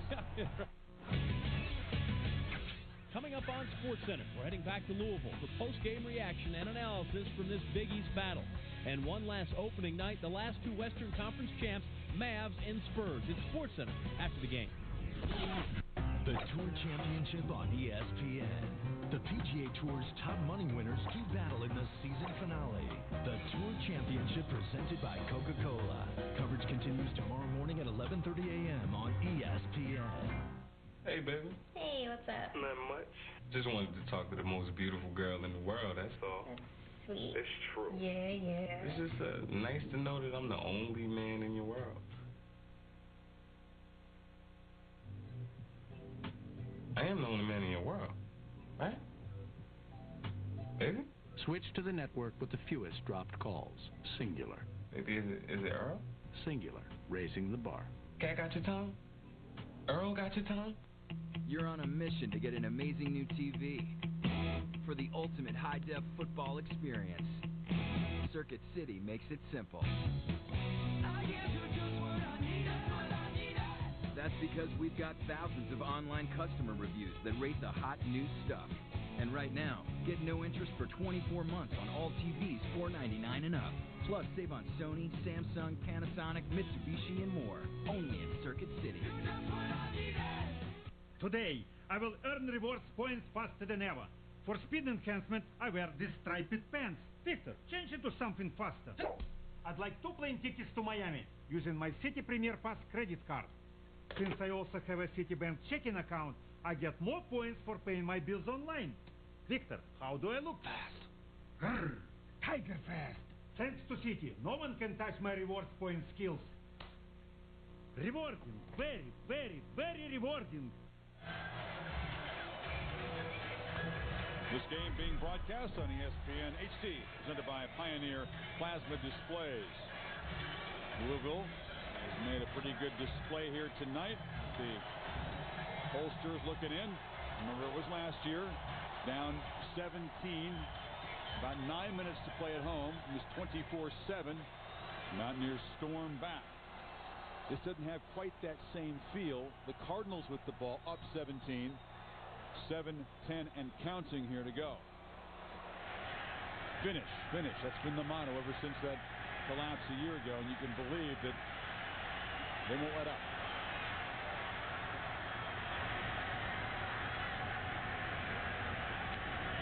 Couple tight ends in the game, and they give it off to Smith. Finds the crease left side, and he is met, driven backward, and planted physically by young Quentin Andrews, the safety. For a gain of 6. We were talking there with Tommy about how this team has continued to attack. And this is amazing to watch. Louisville at home. Not only in November, here 6-0 in November, their last 6 home games, but the way they've been able to play the last 15, now 16 home games, the way Bobby Petrino, one of the best offensive minds in the country, calls plays. He is aggressive. Remember we had that debate on game day? What should you do late in the game? Are you conservative? Are you aggressive? If we included Bobby Petrino in that debate, sure he would say always be aggressive. They've averaged 8.7 yards per play. As you can see, a Mountaineer is down on the field. I believe it's Johnny Dingle, the defensive tackle. The Applebee's weekend menu. And Rutgers Mountaineers, of course, the third undefeated in this conference, will get Louisville next Thursday night. And Greg Schiano was in our studio watching this game, noticing, no doubt, that the Mountaineers have run for 319 yards on this Louisville defense. And Rutgers, of course, lives with Ray Rice in the ground game. By the way, Saturday in the Big East, Pitt, which is already bowl eligible, takes on South Florida. USF needs one more win to get bowl eligible. It's a pretty deep conference. It's not just those three unbeaten teams. No, and West Virginia has to play University of Cincinnati next week. And every time we talk to a coach in this conference, they talk about Cincinnati and their defense. And that'll be a challenge for the Mountaineers following this emotional game against Louisville. Very similar to the way the Cards are going to have to go on the road and be able to shake this game and get ready for the Scarlet Knights. Mountaineer players haven't had to deal with a loss in a long time. It was Johnny Dingle, the defensive lineman for Mountaineers, who's replaced, and they hand it off to Anthony Allen at the middle again. No gain. After that game in Rutgers, which will be a huge scene there. Scarlet Knight folks won't have remembered a bigger home game. It is South Florida right here, the visit to Pittsburgh. Everybody's so excited nationally about Louisville and West Virginia. I think a lot of people who really followed this conference have said whoever wins this game still has some tough games to play. And if Louisville's able to hold on, their trip not only to Rutgers but playing Pitt down the road, those are going to be two tough games. So there is still a lot of work to do for Louisville. Colby Smith on third down. Muscles down near the 40. Needed to get inside the 40 for a first down. Didn't quite make it. It'll be fourth down. Interesting to see if this score holds up, where the pollsters will vote Louisville. Fifth coming in. They kind of jumped to where West Virginia was ranked, number 3, by taking care of the Mountaineers. Or will they move up only one slot, barring a big upset on Saturday? I think being undefeated and the way they've scored points, I mean, you could say what you want about their defense and the points that they gave up tonight, but got to remember the team that they were going up against, second in the nation as far as 41 points a game, 319 yards a game on the ground. Pretty good effort. And I know Steve Slaton missed most of the third quarter. Still a pretty good effort by Louisville's defense. Wait for the clock to wind down and call a timeout now. These are the BCS standings, and the key thing is the big drop-off there between number 1 and number 2. Obviously, Louisville will move up. Most of the computers preferred Louisville over West Virginia. The pollsters were voting West Virginia higher. Now, Louisville, you have to believe, in the minds of a lot of people, would just kind of jump up to number 3. I think they'll jump to 3. Florida's playing Vanderbilt. Louisville beating West Virginia, I think it's going to impress a lot of the voters. It's going to impress the computers. I'll be really surprised if you don't see Louisville jump to that third spot, being undefeated, Florida having one loss, and just setting itself up for, if Louisville holds on here, they continue to get out there and have a chance. Hey, a prediction for you, Kirk. They want to see the Buckeyes against the Cardinals in Glendale, January 8th, the BCS championship game. I got news for these folks. They'd be about a 2-touchdown underdog in that game. Could be. But I was just saying it's going to come down to Louisville, if they win tonight, run the table against the SEC champion who survives getting out of Atlanta, especially if it's Florida or Auburn with just one loss. Corey Getchie hasn't been very busy tonight as a punter. Trying to Urrutia down in there. Nice little job with the sand wedge. Backs it up at the 9-yard line.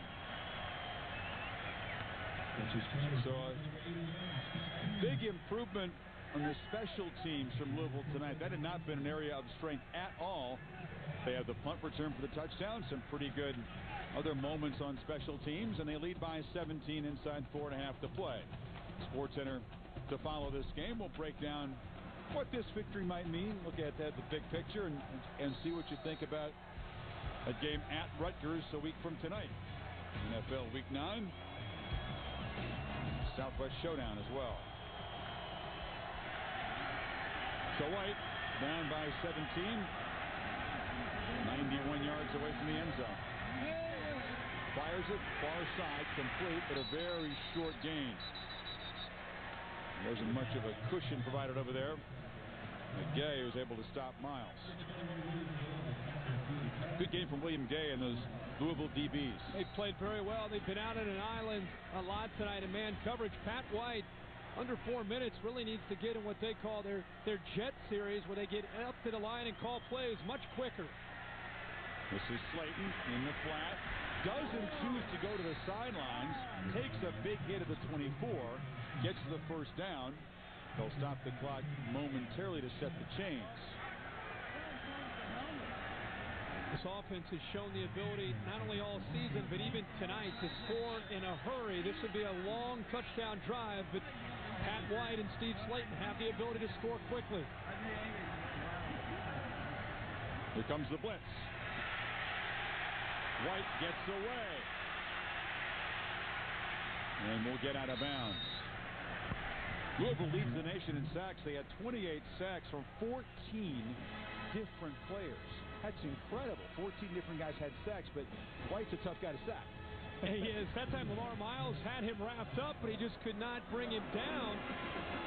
Pat White's known as a quick quarterback, but I thought he showed some power there by staying up. And you see all these different players, it's because they rotate so many different bodies in up front at the defensive line and linebacker spot, the way you see most defenses today trying to stay fresh. Miles, the linebacker, has got one sack tonight. White fires wide open as Slaton on the sidelines. Cuts back to the center of the field and is chased down inside the 30. How in the world do you leave Slaton wide open? 44 yards. Well, there's some confusion and a little bit of a cross move. And I think that the defense there, you have a freshman safety, that time Thomas, who got lulled to sleep, I think. Confusion in the secondary between Gay and Thomas.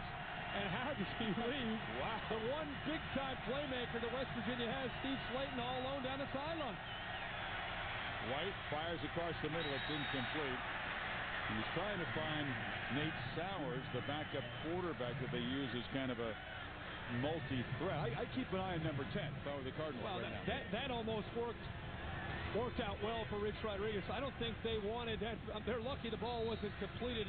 Either Sowers gets blown up, maybe fumbles, or the clock keeps moving. They've got to get the ball downfield to either Raynaud, number 2, or Brandon Miles, number 7.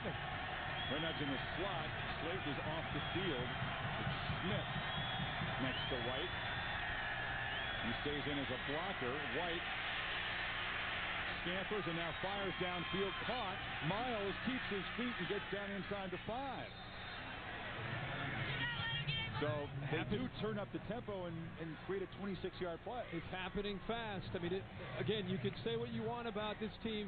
They don't have balance. They can't throw the ball, but they're showing right now that they have that ability to be explosive and get downfield in a hurry. He scrambles a lot of times to buy that it's time to throw. White stopped short at the 2-yard line. But a nice hit was Brandon Sharp, and the clock continues to tick. And call a timeout now. It's going to be, in all likelihood, too little too late for West Virginia. But they have shown with 210 passing yards, they're capable in that area. Yeah, they have. They have. And they've also shown, for a team that's undefeated, facing a defeat, that they're not quitting. You know, that's always a good sign for a coach. Our old friend Mike Tirico looking in with interest tonight as a preview of Monday Night Football.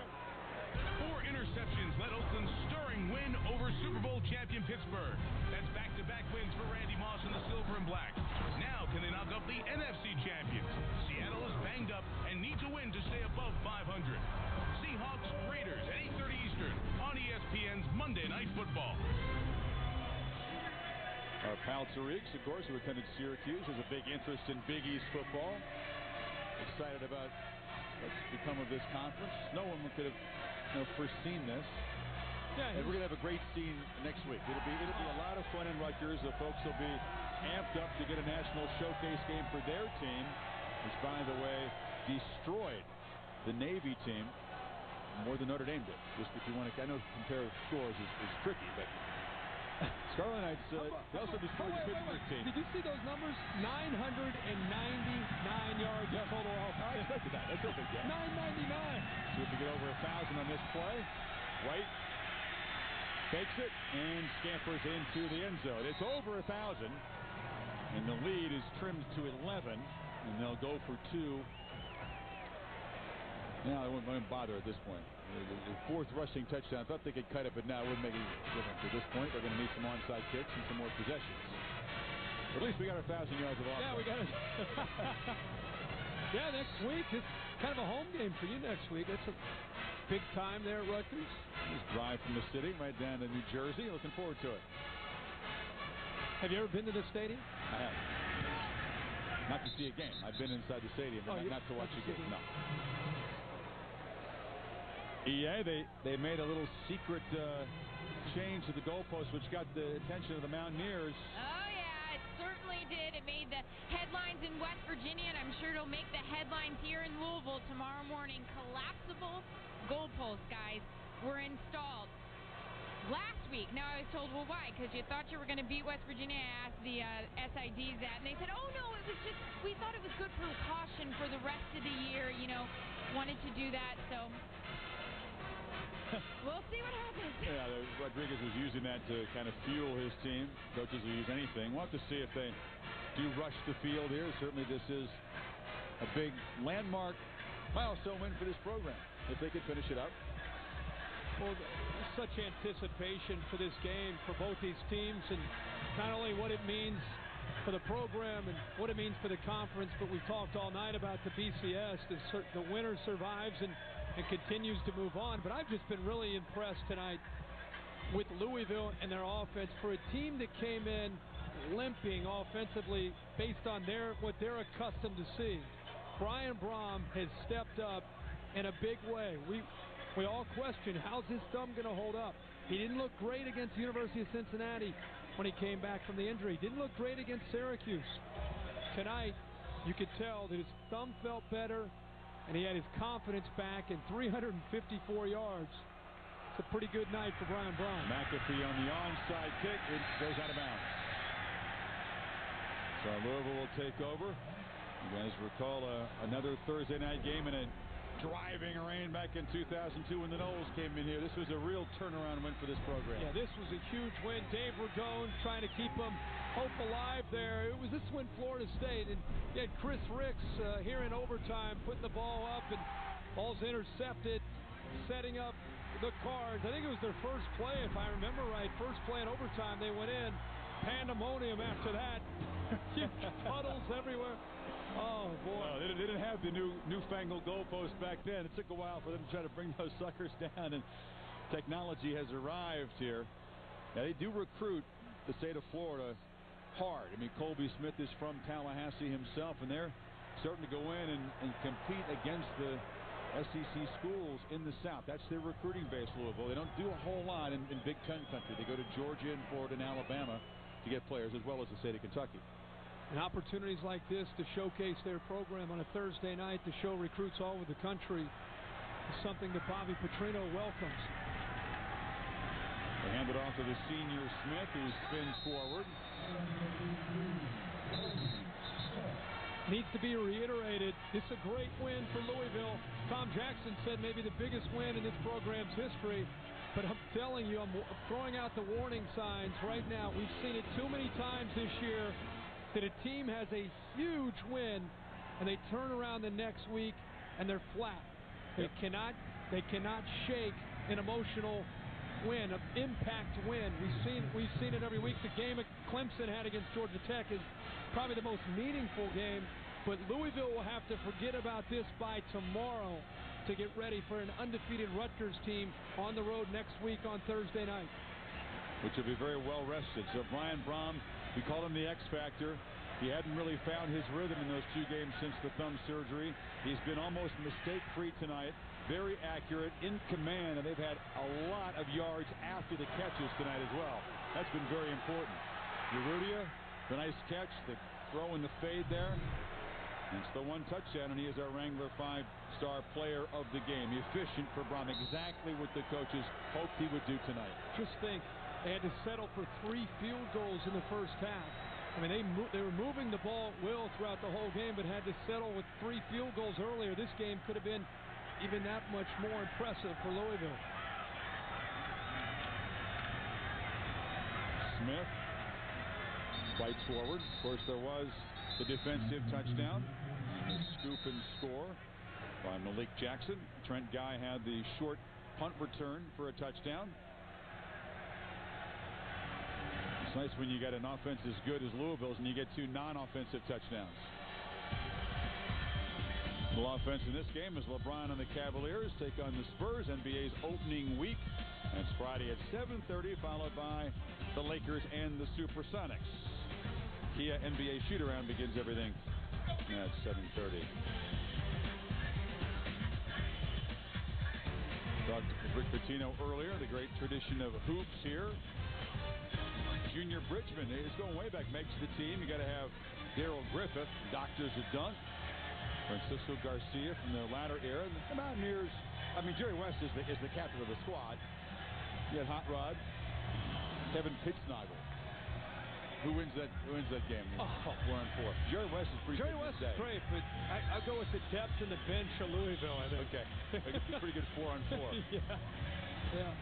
Pittsnagel will take unsettled outside and try to hit the jumper on him. That's right. Yeah. Now, you've got a big weekend planned. We're going to miss you on College Game Day. You got the Ponies on Saturday. First time in 16 years. Not at a College Game Day. Reese Davis will fill in very well, and I get to hang out in town and watch $20 million in purses up for grabs at the Breeders' Cup. Look forward to watching that. You sure you don't want to join me on the 6 a.m.er down to Houston? I'm good. I'll be out there the backside at 6 a.m. though, watching the horses run. I missed you this morning, by the way. You were supposed to rendezvous at the barns at Churchill, and it didn't happen.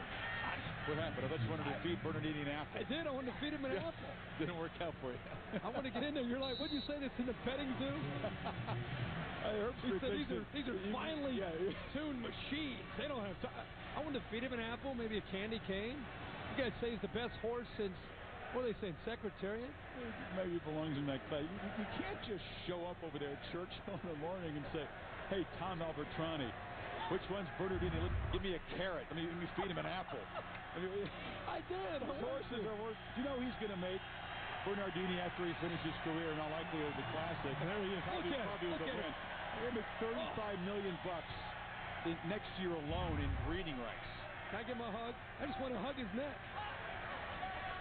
If you pay your fee, you can get near him. But Randy Moss said he was going to hook me up. I just couldn't get over there at 4. I know you guys will be watching the Breeders' Cup in a little bus down there at College Station. Keep an eye on one monitor for us down there. Oh, yeah. You're going to get bottom left treatment. Screen 2. We'll see where Steve Slaton goes. The 2 fumbles that he had perhaps will severely damage his chances of being a Heisman finalist. Do you think? He did have the 2 fumbles. He had a big night, 156 yards rushing, but the 2 turnovers, which were huge in this game. The turnovers were big. The injury taking him out. The loss by the team. Even though it's a year where the Heisman Trophy is out for Troy Smith, it's wide open on who's going to get to New York City and who's going to be a finalist. This was a golden opportunity for him to take a hold of it and say, hey, I deserve to be there. And just wasn't able to take advantage of that opportunity tonight. And he's still one of the most explosive offensive players in the country. You can see the Louisville fans poised to make a run onto this field. The goalpost may be down before they get to him, but they're going to still have a party here at Papa John's.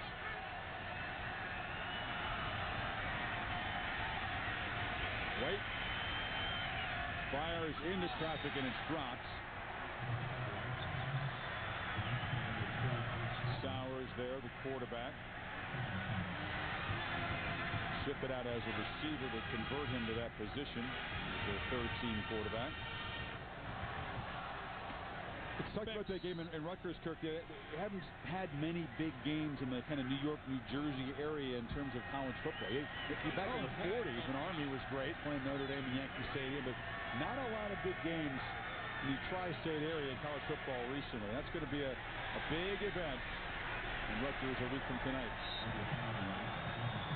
Louisville's 10-point win tonight on national TV. I think going to be impressive enough to see them move up ahead of Florida. They'll obviously go by West Virginia. You put them number 3? I'll put them at number 3, definitely in the polls. I think they earned that tonight. Playing in a game of this magnitude, 2 top 5 teams. You can talk style points all you want. I think the thing that hurts them is the perception of the Big East. People need to get over that and realize that this is a much better conference than people expect if you watch it week in and week out. And they deserve to move up to 3, remaining unbeaten tonight. I'll vote them 3 as well. Skeptics will say, well, they got outgained by 80 yards and survived this game on turnovers. And there is the sack they've been waiting all night for as they finally converge on White. And that'll be the final play of Louisville's biggest home game ever. And here comes the crowd from all 4 corners.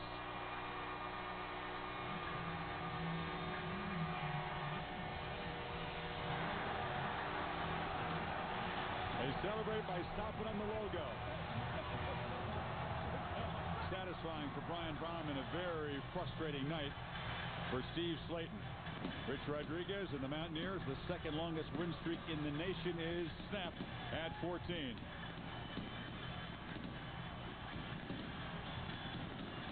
Come a long way on Thursday Night Football. Back-to-back weeks where the students pour onto the field. Last week in Blacksburg, tonight in Louisville. Huge win for this program. Huge game for Brian Brohm. This is what they do, Kirk. They run to the center of the field and jump up and down on that bird logo that a few times in recent years the visitors have disrespected them by stepping on. They take over the logo, and then the students kind of surround them, and it's a great scene. The goalposts have been quickly brought down as planned, but this party may go on for a while in the center of the field. We'll pick up the pieces for the Mountaineers, see what the next few weeks might hold for them. Talk about the big picture as Louisville wins it by 10. More of our post-game coverage coming up next on SportsCenter. This has been a presentation of ESPN, the worldwide leader in sports. For more, log on to ESPN.com. For Kirk Herbstreit, Aaron Andrews, our entire crew here in Louisville, I'm Chris Fowler. Cardinals win it by 10. We'll see you right back here for SportsCenter, which is now.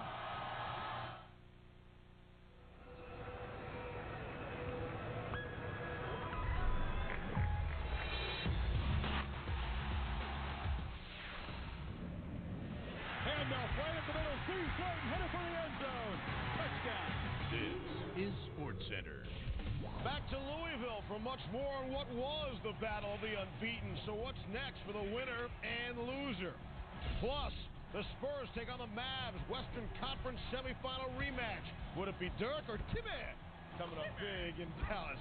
And 2 huge AFC matchups in Week 9. Chad's over Ray D. And what favors the Pats over the Colts?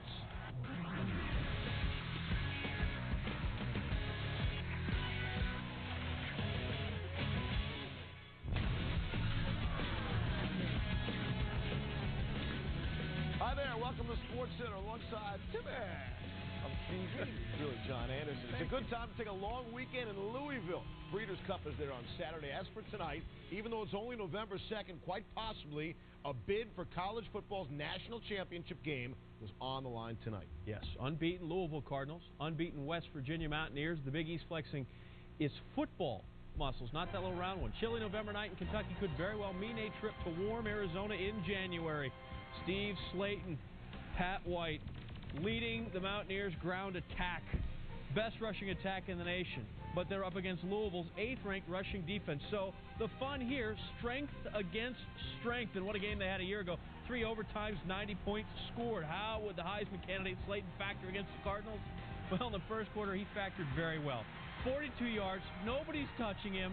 Right to the end zone. West Virginia takes a 7-3 lead. We go to the second quarter. Louisville trailing 7-6.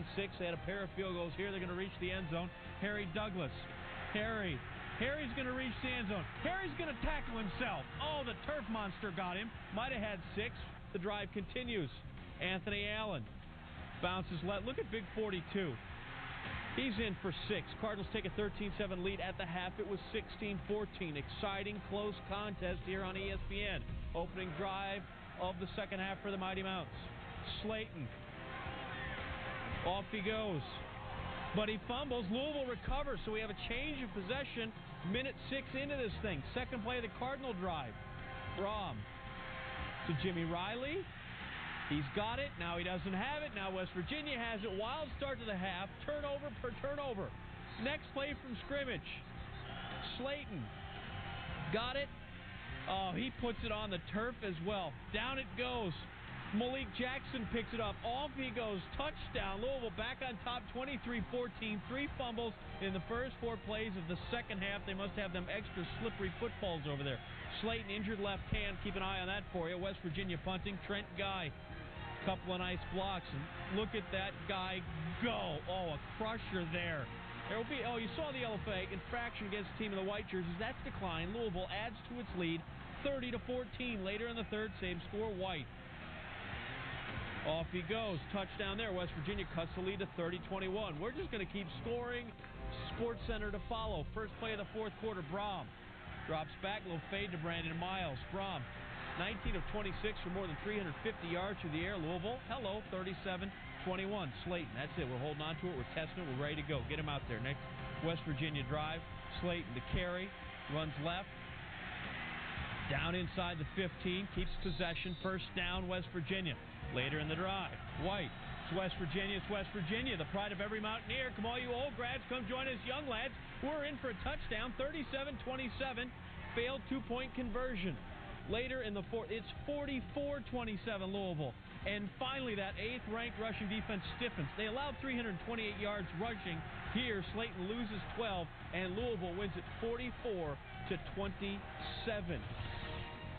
44-34 as West Virginia tacks on a late touchdown there. So for Louisville, their 16th straight home win. West Virginia's streak of 14 straight wins anywhere ends.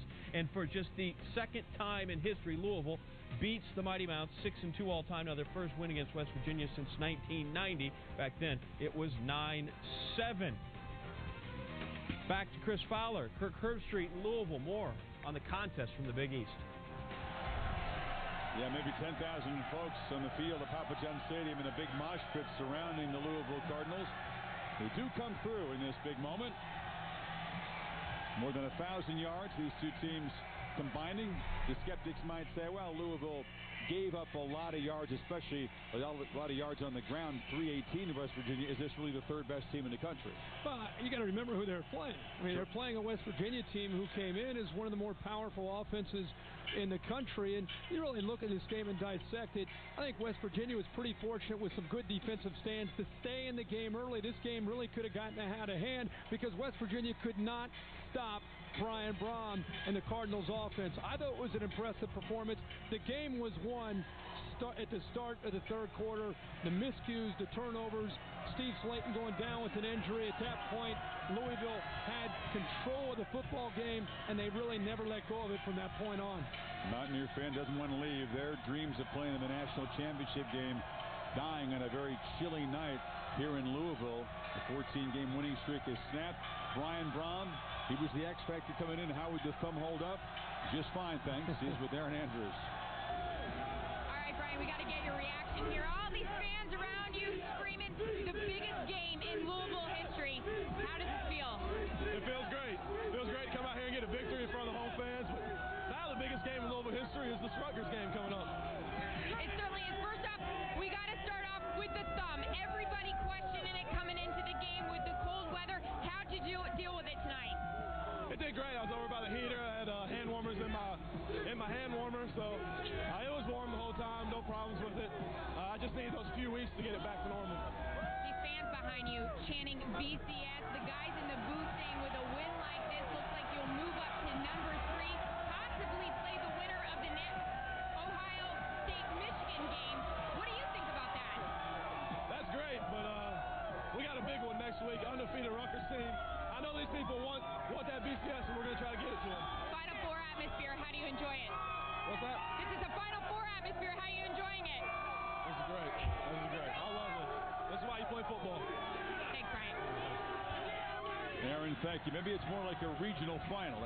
Louisville's gotten out of this one, and you love it, Kirk, when your quarterback and your leader is so down to earth and has it in perspective because Rutgers is an undefeated team, as Brohm pointed out twice in that interview, and this is going to be on their home field with an atmosphere just like this, with the Cardinals the visitor. Because I think that's going to be the biggest challenge for Louisville is, this is a huge game. Everybody was anticipating this matchup, but it's that next week after the emotional win, there's always a possibility of a letdown. And that's what I think. It's great to hear Brian Brohm already focused and already talking about a very good Rutgers team on the road, because it's going to take a similar effort by Louisville next week away from Papa John's Stadium to be able to win next week against the Scarlet Knights. It'll be a great matchup. Ray Rice and Rutgers will have that game for you against undefeated Louisville for the second straight week. It'll be a battle of unbeatens in the Big East, this one in New Jersey.